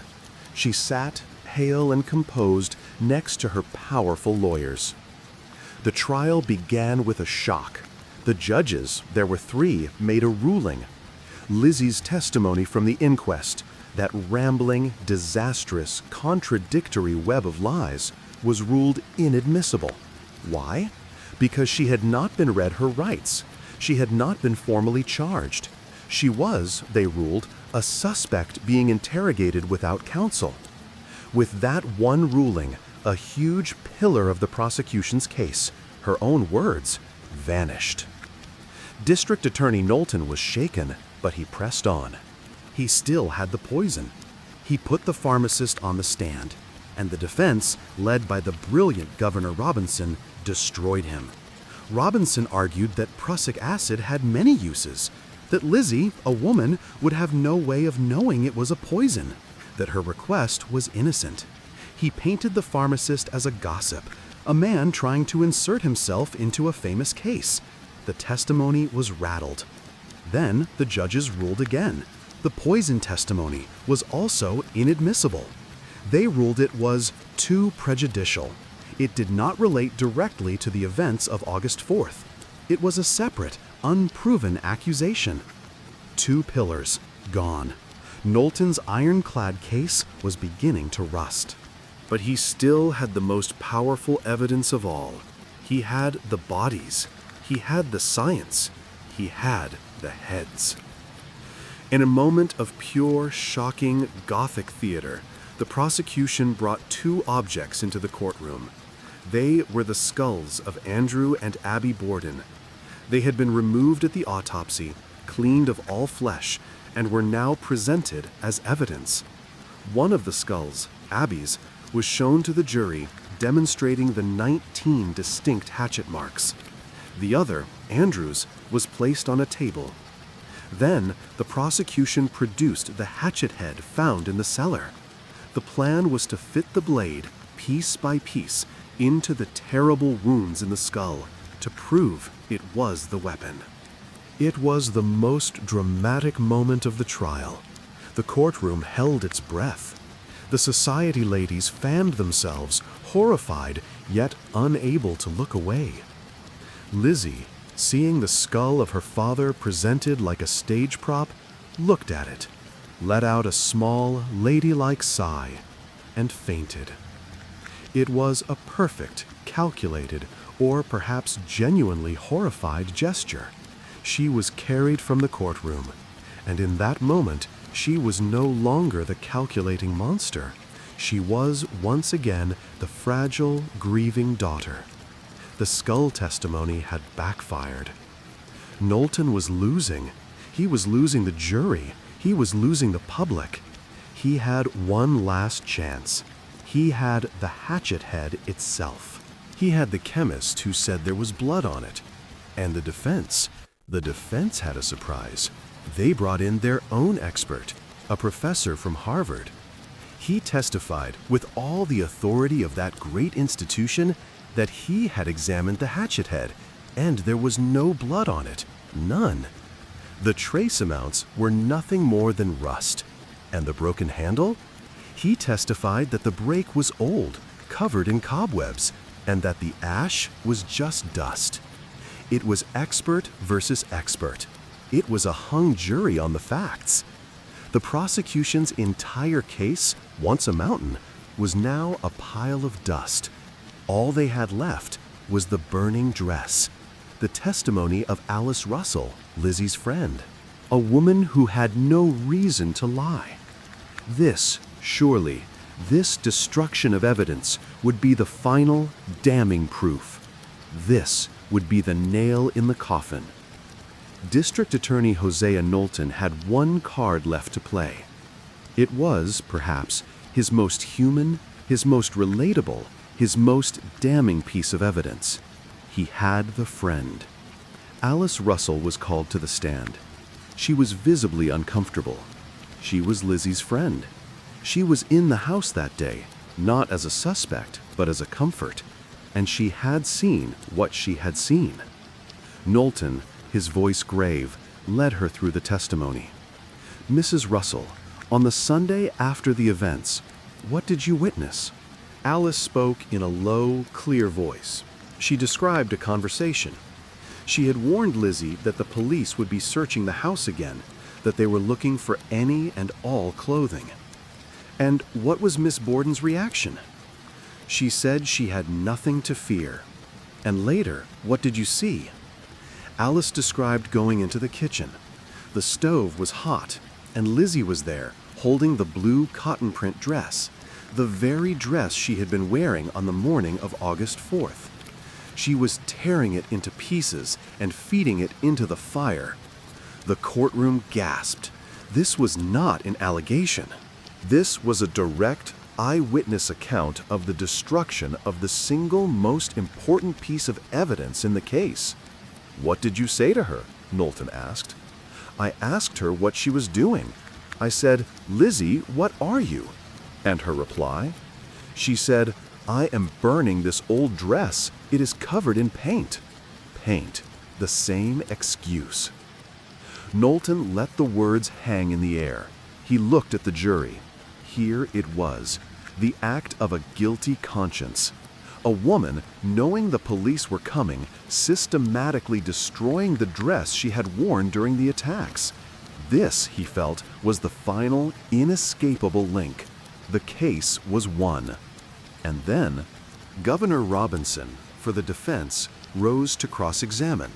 He did not attack Alice Russell. He did not call her a liar. He treated her with the gentle, paternal respect of a true gentleman. He, too, was her friend. He asked her softly, this dress, was it not an old, faded thing? Yes, Alice admitted, it was. And the paint stains, had you not seen them on the dress before? Yes, I believe I had. The defense had already established that Lizzie had been painting parts of the house weeks earlier, so the paint was old news. It was not a new excuse. But Robinson had an ace up his sleeve. It was an ace so powerful, so perfectly calibrated to the minds of 12 Victorian men, that it was, in itself, a form of genius. He did not need to offer a rebuttal. He simply needed to create a profound social and masculine discomfort. He did not have to say the words. He merely had to allude to them. The prosecution claimed the dress was burned because it was covered in blood. The defense, through suggestion, through whispers, through a carefully crafted narrative of womanly modesty, offered another solution. The dress was not stained with blood. It was stained with something else. It was, they implied, stained with the monthly evidence of Lizzie's womanly ailments. It was a menstrual stain. Today, this would be a simple biological fact. In 1893, in a public courtroom filled with men, it was a social nuclear bomb. It was an unmentionable topic. It was a subject of such profound private delicacy that to even think it, let alone speak it, was an act of gross indecency. Robinson had put the jury in an impossible position. To believe the prosecution, they would have to believe that Lizzie had hacked her parents to pieces. To believe the defense, they simply had to accept that she, like any modest lady, had discreetly destroyed a garment that was personally soiled. Which was more believable? He had also, brilliantly, turned Knowlton's best witness against him. He suggested that Alice Russell, by speaking of this, was betraying a woman's sacred confidence. The dress, the prosecution's final damning piece of proof, was neutralized. It was now just a symbol of the prosecution's ungentlemanly, prurient obsession. All that was left were the closing arguments. Hosea Knowlton went first. He spoke for 5 hours. He was not a showman. He was a lawyer. He was a man of logic. He painstakingly rebuilt his chain of evidence. He spoke of the family sickness, the failed poison attempt. He spoke of the simmering motive of money and property. He spoke of the locked doors, the impossible 10-minute window. He spoke of the hatchet head in the cellar. And he spoke of the dress burned to hide the terrible truth. He paced before the jury. "Gentlemen," he pleaded, "look at the facts. Do not be blinded by the social standing of this person. Do not be swayed by her gender. To do so, to acquit her because she is a woman, is to say that women are incapable of crime. That is an insult to them, and it is a perversion of justice." He painted a picture of a cold, calculating, and ruthless individual who just happened to be a woman. She is the defendant, he concluded, and she is responsible. It was a solid, logical, and compelling case. And then Governor Robinson stood up. He did not make a legal argument. He delivered a sermon. He performed an opera. He was not speaking to their minds. He was speaking directly to their Victorian hearts. He put his arm around Lizzie's shoulder. He spoke of this poor girl, this Christian woman, this grieving daughter. He spoke of the sanctity of the home, the love of a father. He attacked the police, calling them clumsy, oafish, desperate to pin the crime on the most convenient and most vulnerable person. He ridiculed the prosecution's case. "A 10-minute window," he boomed. "They ask you to believe that this woman, conceived of this, planned it, crept downstairs, found a weapon, committed an act of savage butchery upon her father, concealed the weapon, washed herself of every single drop of blood, all in the time it takes for a pot to boil. To believe this," he thundered, his voice filling the room, "is to believe in an impossibility." He created doubt. He offered alternative theories. What about Bridget? What about the mysterious intruder? What about the sick friend note, which he claimed was real, a lure sent by the real killer to get Abby out of the way? He ended by painting Lizzie as the ultimate victim, an orphan, her heart broken by the loss of her beloved father, now hunted by a desperate and bloodthirsty state. When he sat down, the courtroom was in tears. The judge gave his charge to the jury. It was, by all accounts, one of the most biased charges in American legal history. He systematically reinforced every single one of Robinson's points. He told the jury that the poison testimony was not to be considered. He told them that the inquest testimony was not to be considered. He practically instructed them to find the intruder theory plausible. The 12 men of the jury, farmers, merchants, blacksmiths, filed out. The world held its breath. The telegraph wires were silent, waiting for the signal. Lizzie sat, pale, fanning herself. They were gone for 90 minutes, just 1 hour and a half. In a case this complex, a deliberation that short could mean only one thing. The jury returned. The courtroom was so quiet, you could hear the rain on the roof, the ticking of the clock. The foreman, a man named George Garside, was asked for the verdict. He handed the paper to the clerk. The clerk read the words. On the first count, regarding the incident with Abby Durfee Borden, he paused. Not guilty. A massive, collective sigh, a gasp of relief came from the supporters. On the second count, regarding the incident with Andrew Jackson Borden, not guilty. Lizzie Borden let her head fall back. She did not cheer. She gave the perfect Victorian response. She fainted, a dead weight falling into her lawyer's arms. The courtroom exploded. People were standing on benches, weeping, cheering. It was a release. The unthinkable had been affirmed. A woman of her standing was indeed incapable of such a thing. Hosea Knowlton, the district attorney, sat perfectly still. He did not react. He simply gathered his papers, his logical, useless, truthful papers. He knew in that moment that he had not been defeated by the law. He had been defeated by a fan, a bouquet of flowers, and a story. Lizzie was freed. She was carried from the courthouse on the shoulders of her supporters. She was an orphan. She was a millionaire. And she was, in the eyes of the law, an innocent woman. But the story, as you know, Detective, it does not end here.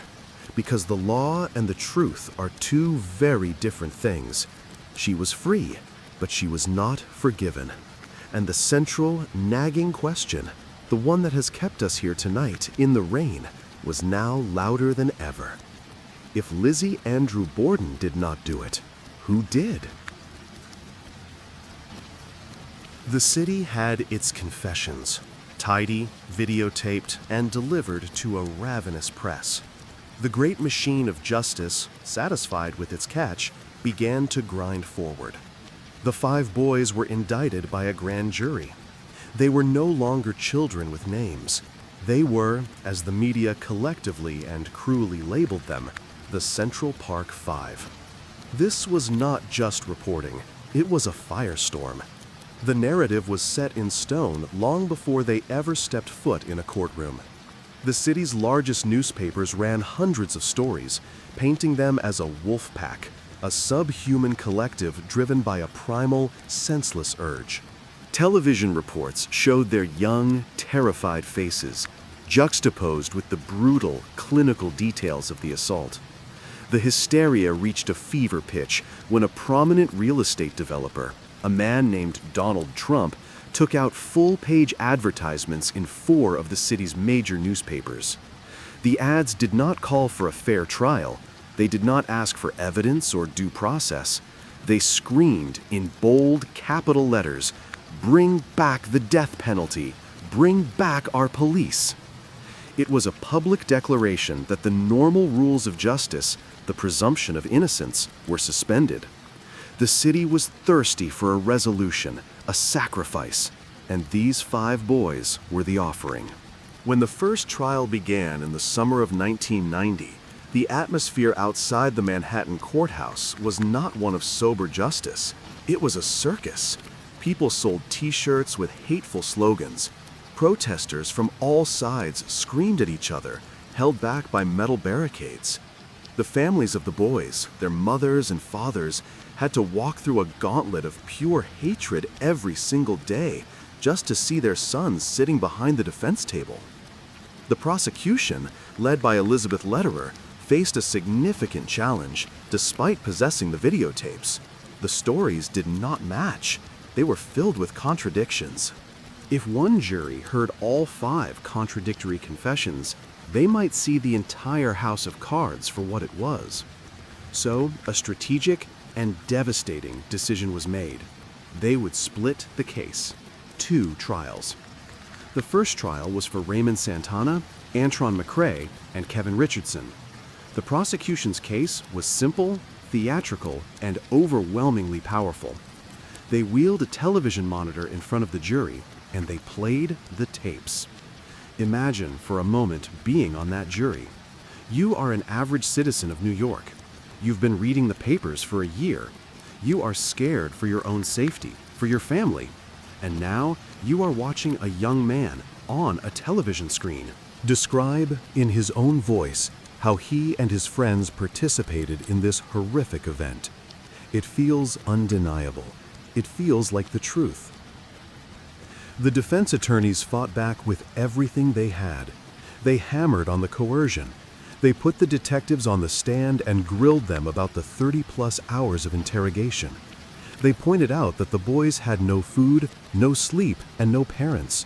They shouted about the inconsistencies. He said it was a knife. His friend said it was a pipe. They cannot both be right. And most of all, they pointed to the science, the physical evidence. The physical evidence, they argued, does not lie. It is impartial. And the physical evidence says these boys were not there. The DNA does not match.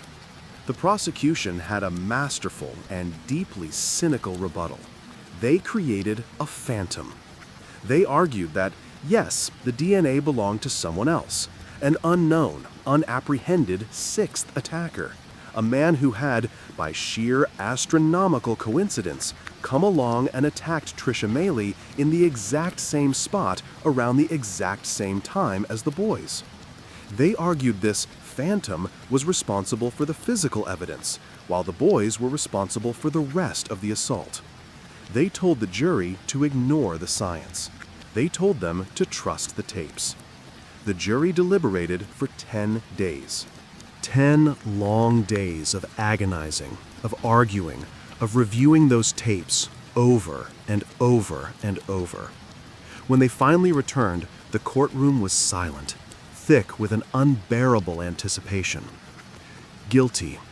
Guilty of assault. Guilty of riot. Guilty of rape. The courtroom exploded. Antron McCrae's mother, Linda, let out a wail of such profound despair that witnesses said they never forgot it. Raymond Santana's family began to shout, "You're lying! You're lying!" It was the sound of an impossible reality crashing down upon them. A few months later, the second trial began. This was for Yusuf Salam and Corey Wise. The atmosphere was just as charged. Yusuf Salam had been the most defiant. He had refused to sign the written statement police had prepared for him, and his mother had fiercely protected him during the interrogation. His case was slightly different. But Corey Wise, his case was the most tragic of all. He was 16, but with a severe hearing impairment and significant learning difficulties, he functioned at a much younger emotional and intellectual level. His videotaped confession was heartbreakingly incoherent. He seemed to be agreeing with whatever the detective suggested, changing his story repeatedly, desperate to please them, desperate to find the right answer that would let him go home.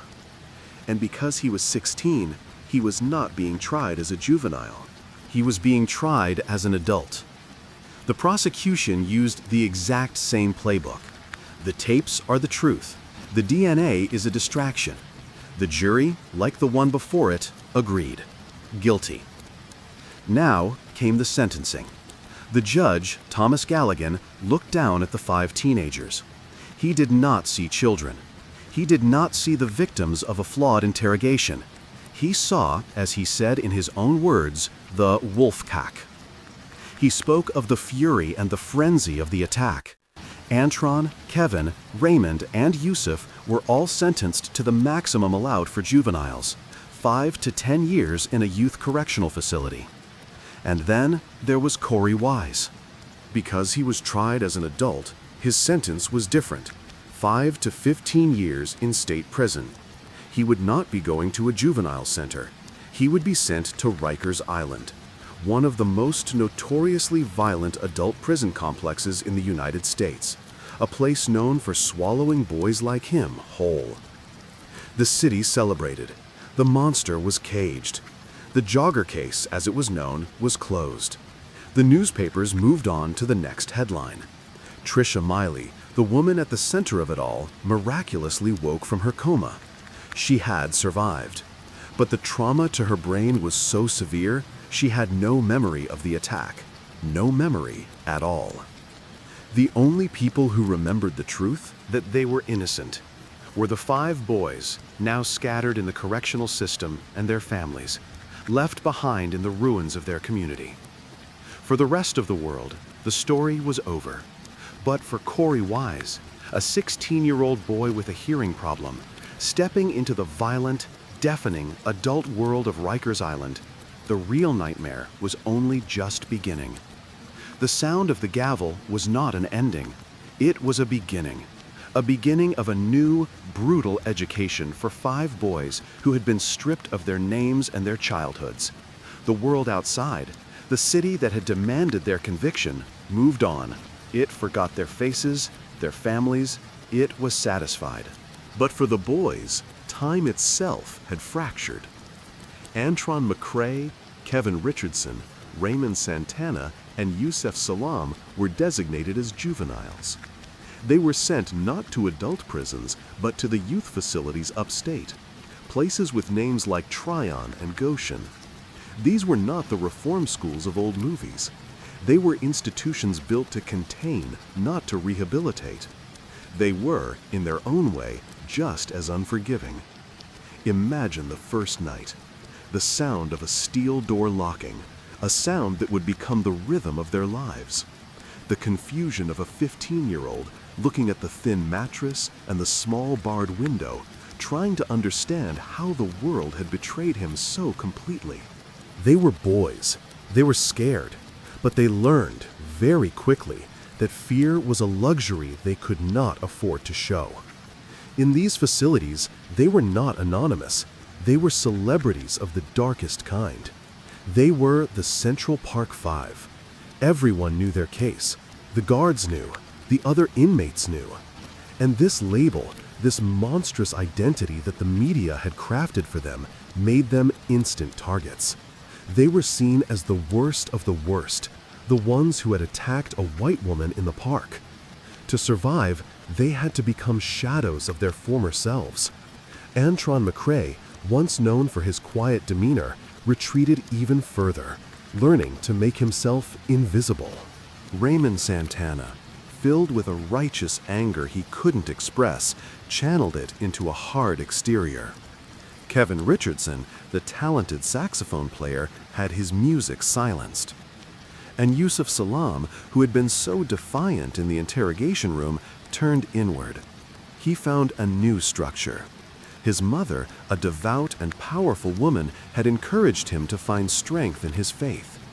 He converted to Islam while incarcerated, finding in the prayers and the discipline a way to anchor his mind, a way to build a fortress inside himself that the system could not touch.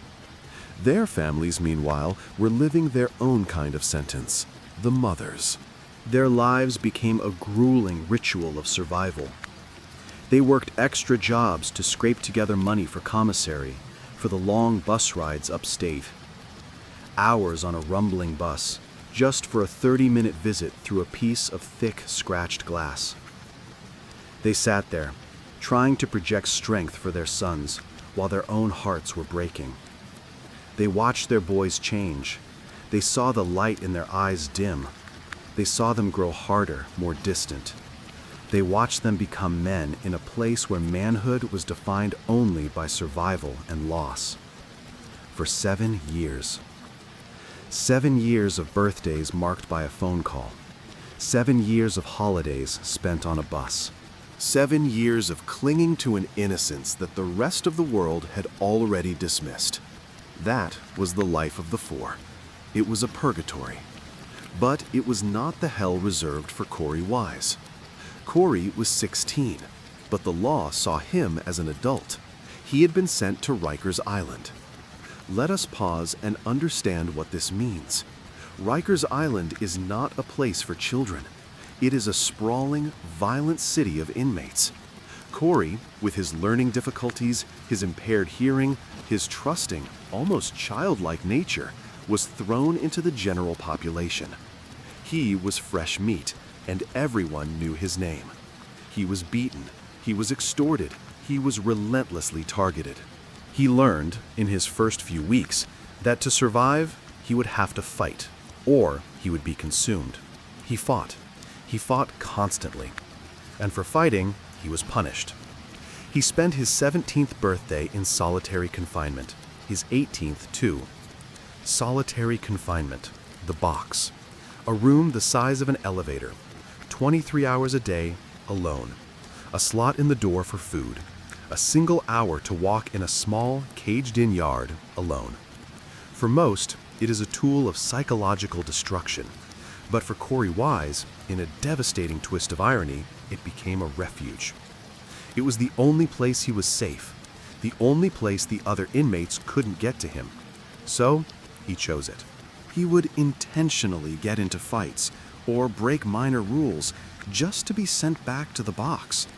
He spent years of his sentence in solitary confinement. And in that crushing, silent loneliness, something inside him refused to break. He began to read. He forced himself to understand the legal papers his family sent him. He started to understand, for the first time, the scale of what had been done to him. He was moved from prison to prison, Auburn, Dannemora, places whose very names were whispered in fear.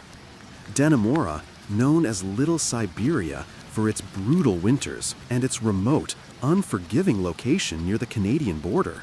He was hundreds of miles from home.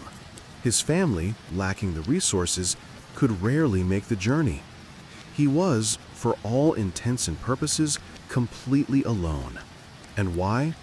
This is the why that must have echoed in his cell every single night. Why was he here? Because he was a 16-year-old boy who had decided to be a good friend. He had gone to the precinct to support Yusef. That was his only crime, an act of loyalty.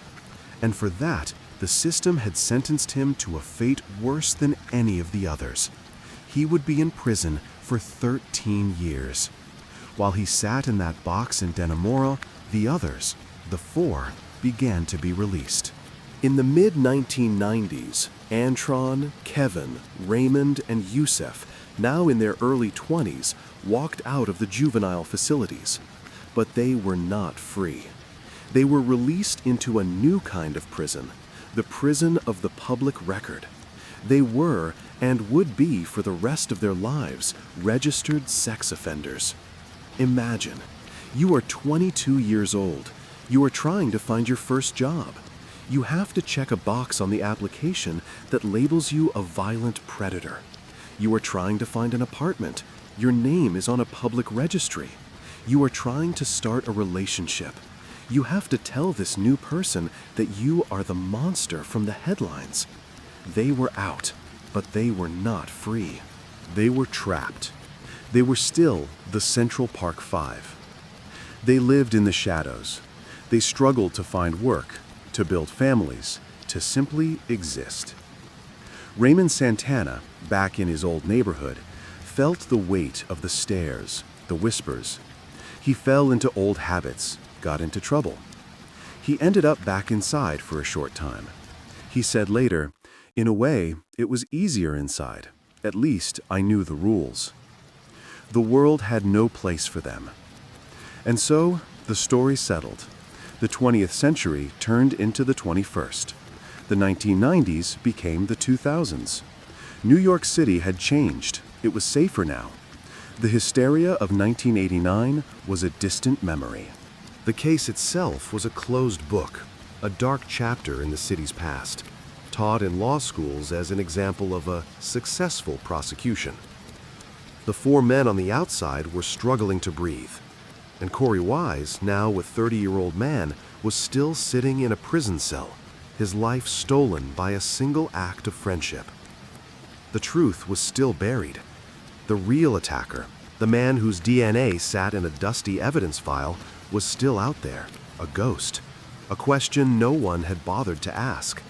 The case was over, until one day it wasn't. The world, for the most part, had forgotten. The case was a ghost, a story told in law school textbooks.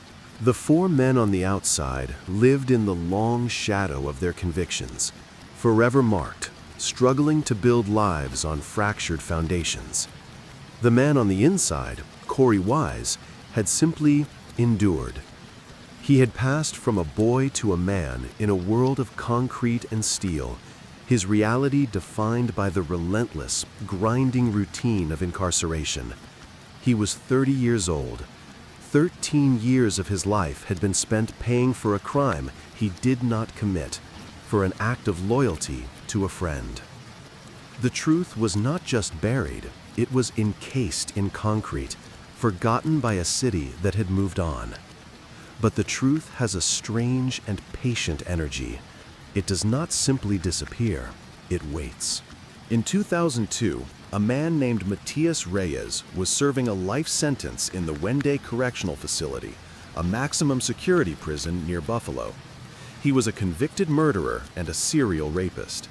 He was a man who had left a trail of profound suffering across the city, a man whose own life was a tapestry of violence and regret. He was, by all accounts, one of the monsters the city had truly feared back in 1989. One day, he approached a corrections officer. He needed to talk. He had something on his mind, something he'd been carrying for a long time. It wasn't about prison food. It wasn't about another inmate. It was about a memory from 1989. "I'm the one," he said, his voice quiet, almost matter-of-fact. "I'm the one who hurt that woman in Central Park, the jogger." The guard, accustomed to the false boasts and strange confessions of inmates, likely dismissed it. But Reyes was persistent. He told another guard, and another. He needed to get this out. Word eventually trickled up to the prison administration. It was a strange claim. Why would a man, already serving life, confess to one of the most notorious crimes of the century? There was nothing to gain, no deal to be made.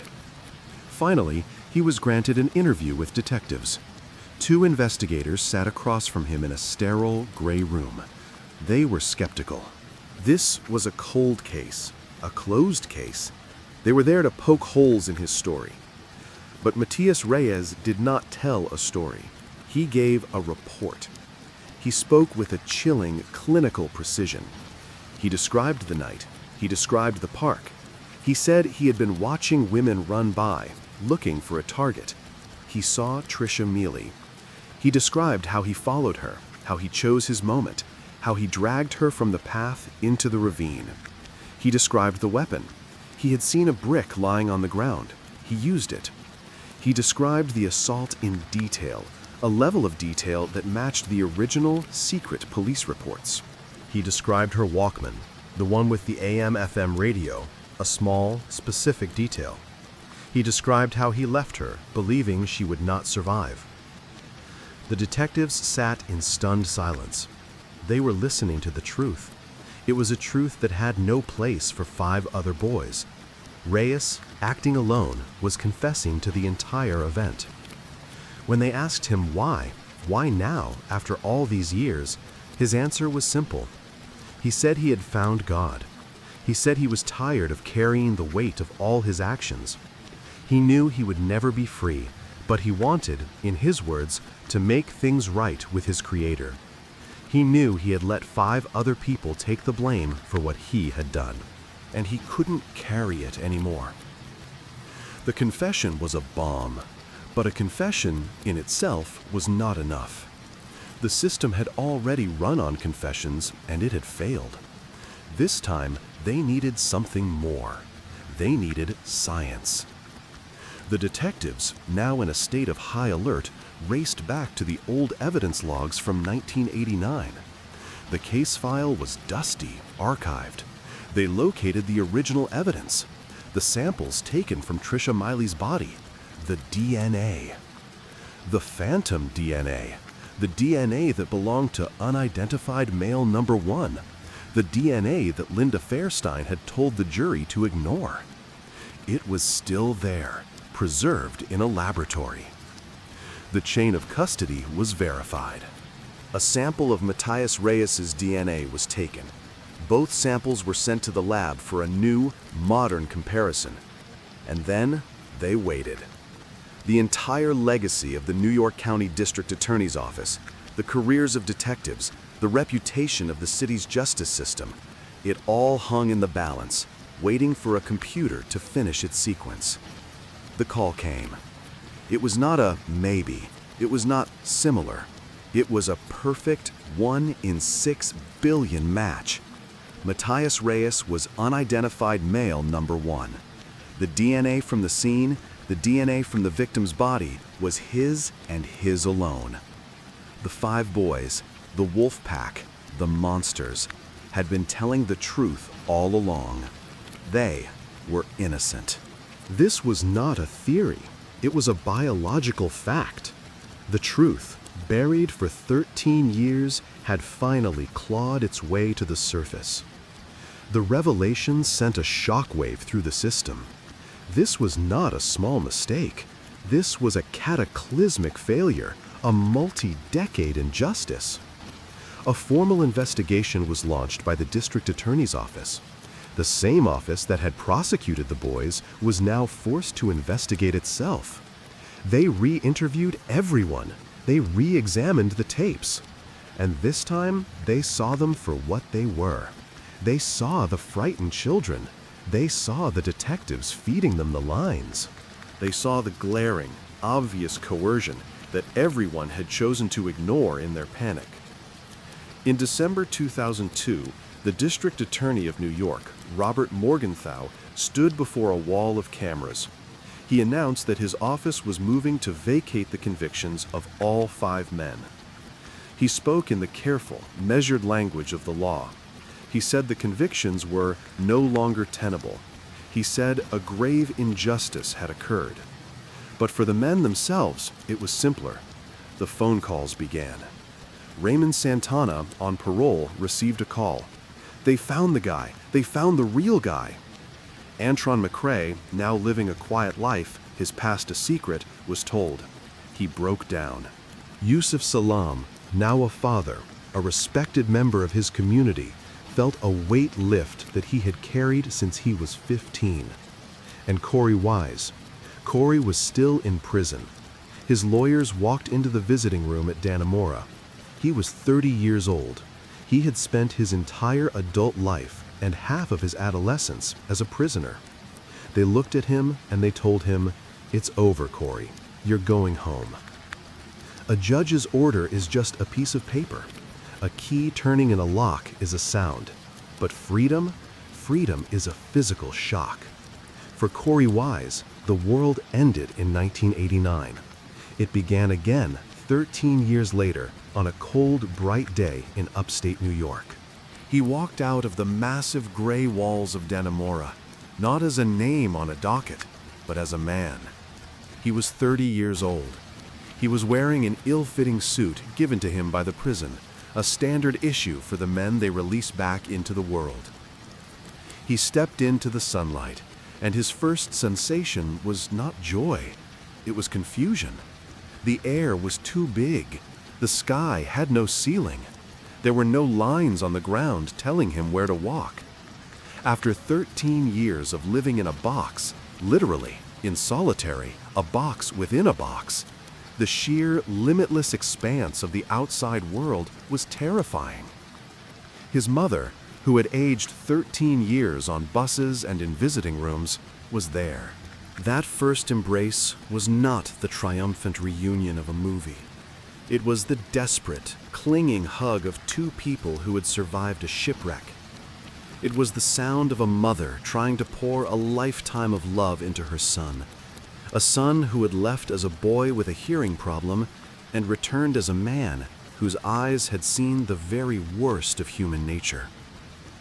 He was driven back to New York City, a city that was, to him, an alien planet. People were walking down the street, talking to themselves, holding small, glowing rectangles to their ears. He had never seen a cell phone. He had never heard of the internet. He was, in every meaningful way, a time traveler, a ghost from a different era. The four other men, Yusef, Antron, Kevin, and Raymond, had a different, but no less jarring, reunion with the world. They were already out. They were already trying to live in the shadow of their sex offender labels. And now, suddenly, that shadow was lifted. The word innocent was now officially, legally attached to their names. But a piece of paper, even one from a judge, cannot erase the whispers. It cannot undo the years of being pointed at, of being denied jobs, of having to explain to a new partner, "I'm the one from the news," but it wasn't true. The legal nightmare was over. The convictions were vacated. But the fight for justice had only just begun. The city of New York, the massive, powerful entity that had demanded their sacrifice, had a problem. It had been proven, definitively, to have incarcerated 5 innocent children. The logical, moral next step would be an apology, a full, immediate, and profound apology, coupled with a promise to make it right. That is not what happened. The men, now known collectively as the Exonerated Five, filed a civil lawsuit against the city of New York. They sued for malicious prosecution, for racial discrimination, for emotional distress. They sued for their stolen lives.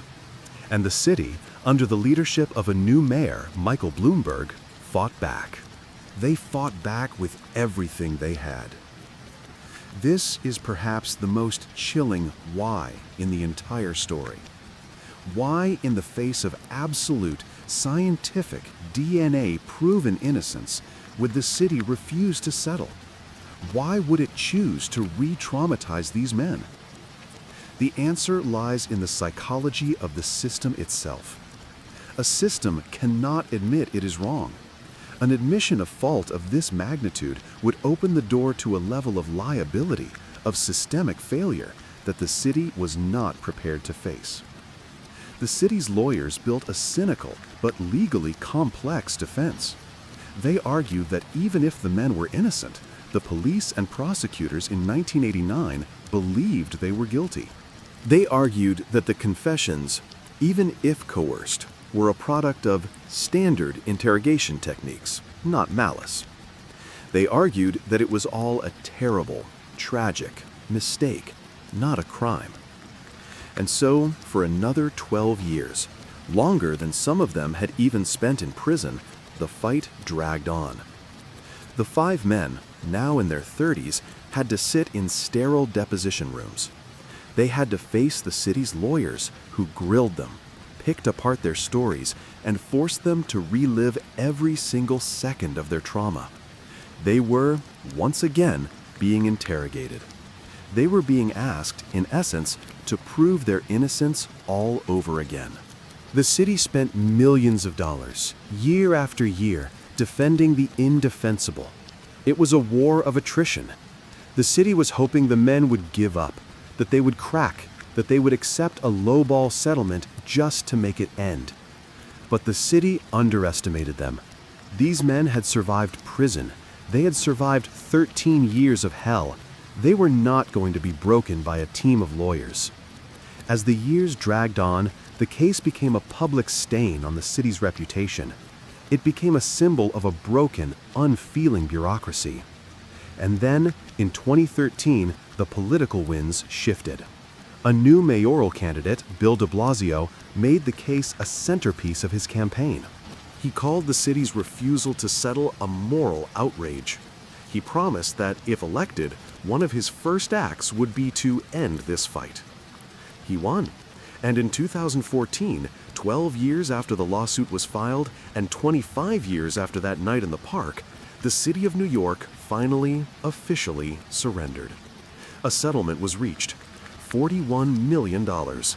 It was, at the time, the largest wrongful conviction settlement in the city's history.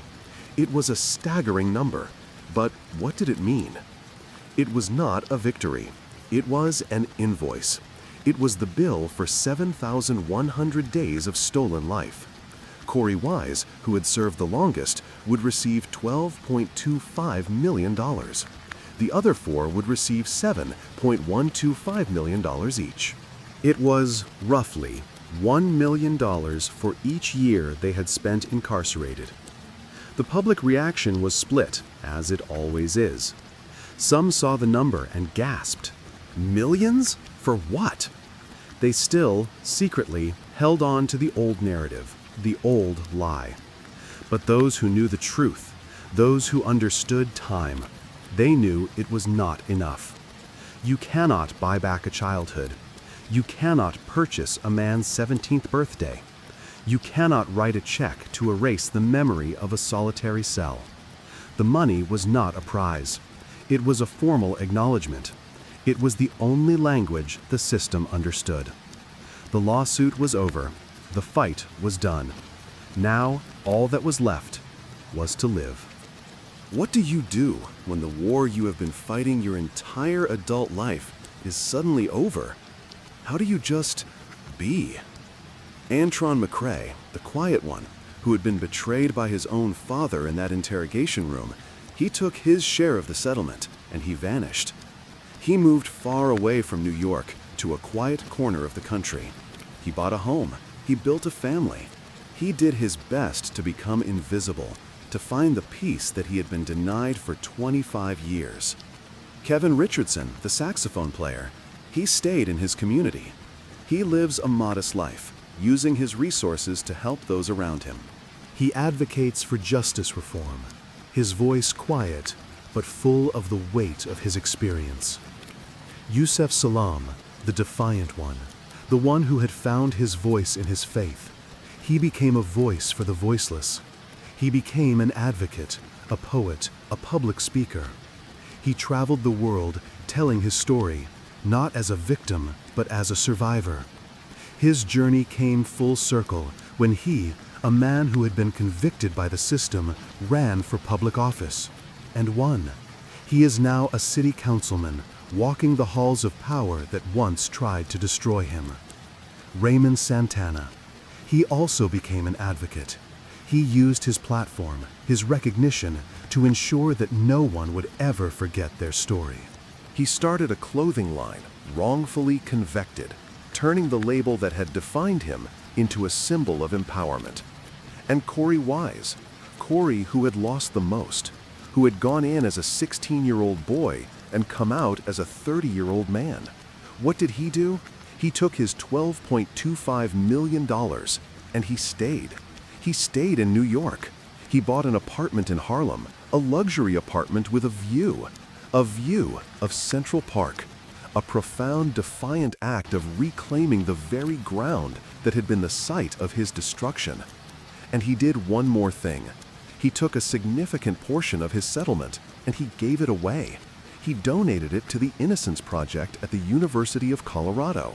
They renamed it in his honor. It is now the Corey Wise Innocence Project. The man who had lost 13 years of his life, his hearing aids often taken in prison, his learning difficulties ignored, was now ensuring that other men, other women who were trapped in the system would have the legal help he never had. The name Central Park 5 is dead. It was a lie, a media creation, a slur. They are, and they always will be, the exonerated five. Their story is not one of despair. It is, in the end, a story of an impossible, almost unbelievable resilience. It is a story of a system that failed and five men who, by simply surviving, exposed it. The park is quiet now. It's just a park, a place where people run, where children play, where the city breathes. But if you walk that northern path on a cool April night, you can still feel the weight of history, the echo of a city's panic, and the enduring, patient, unbreakable power of the truth. The case is closed, the files are archived, and our work for tonight is done. Sleep well, detective.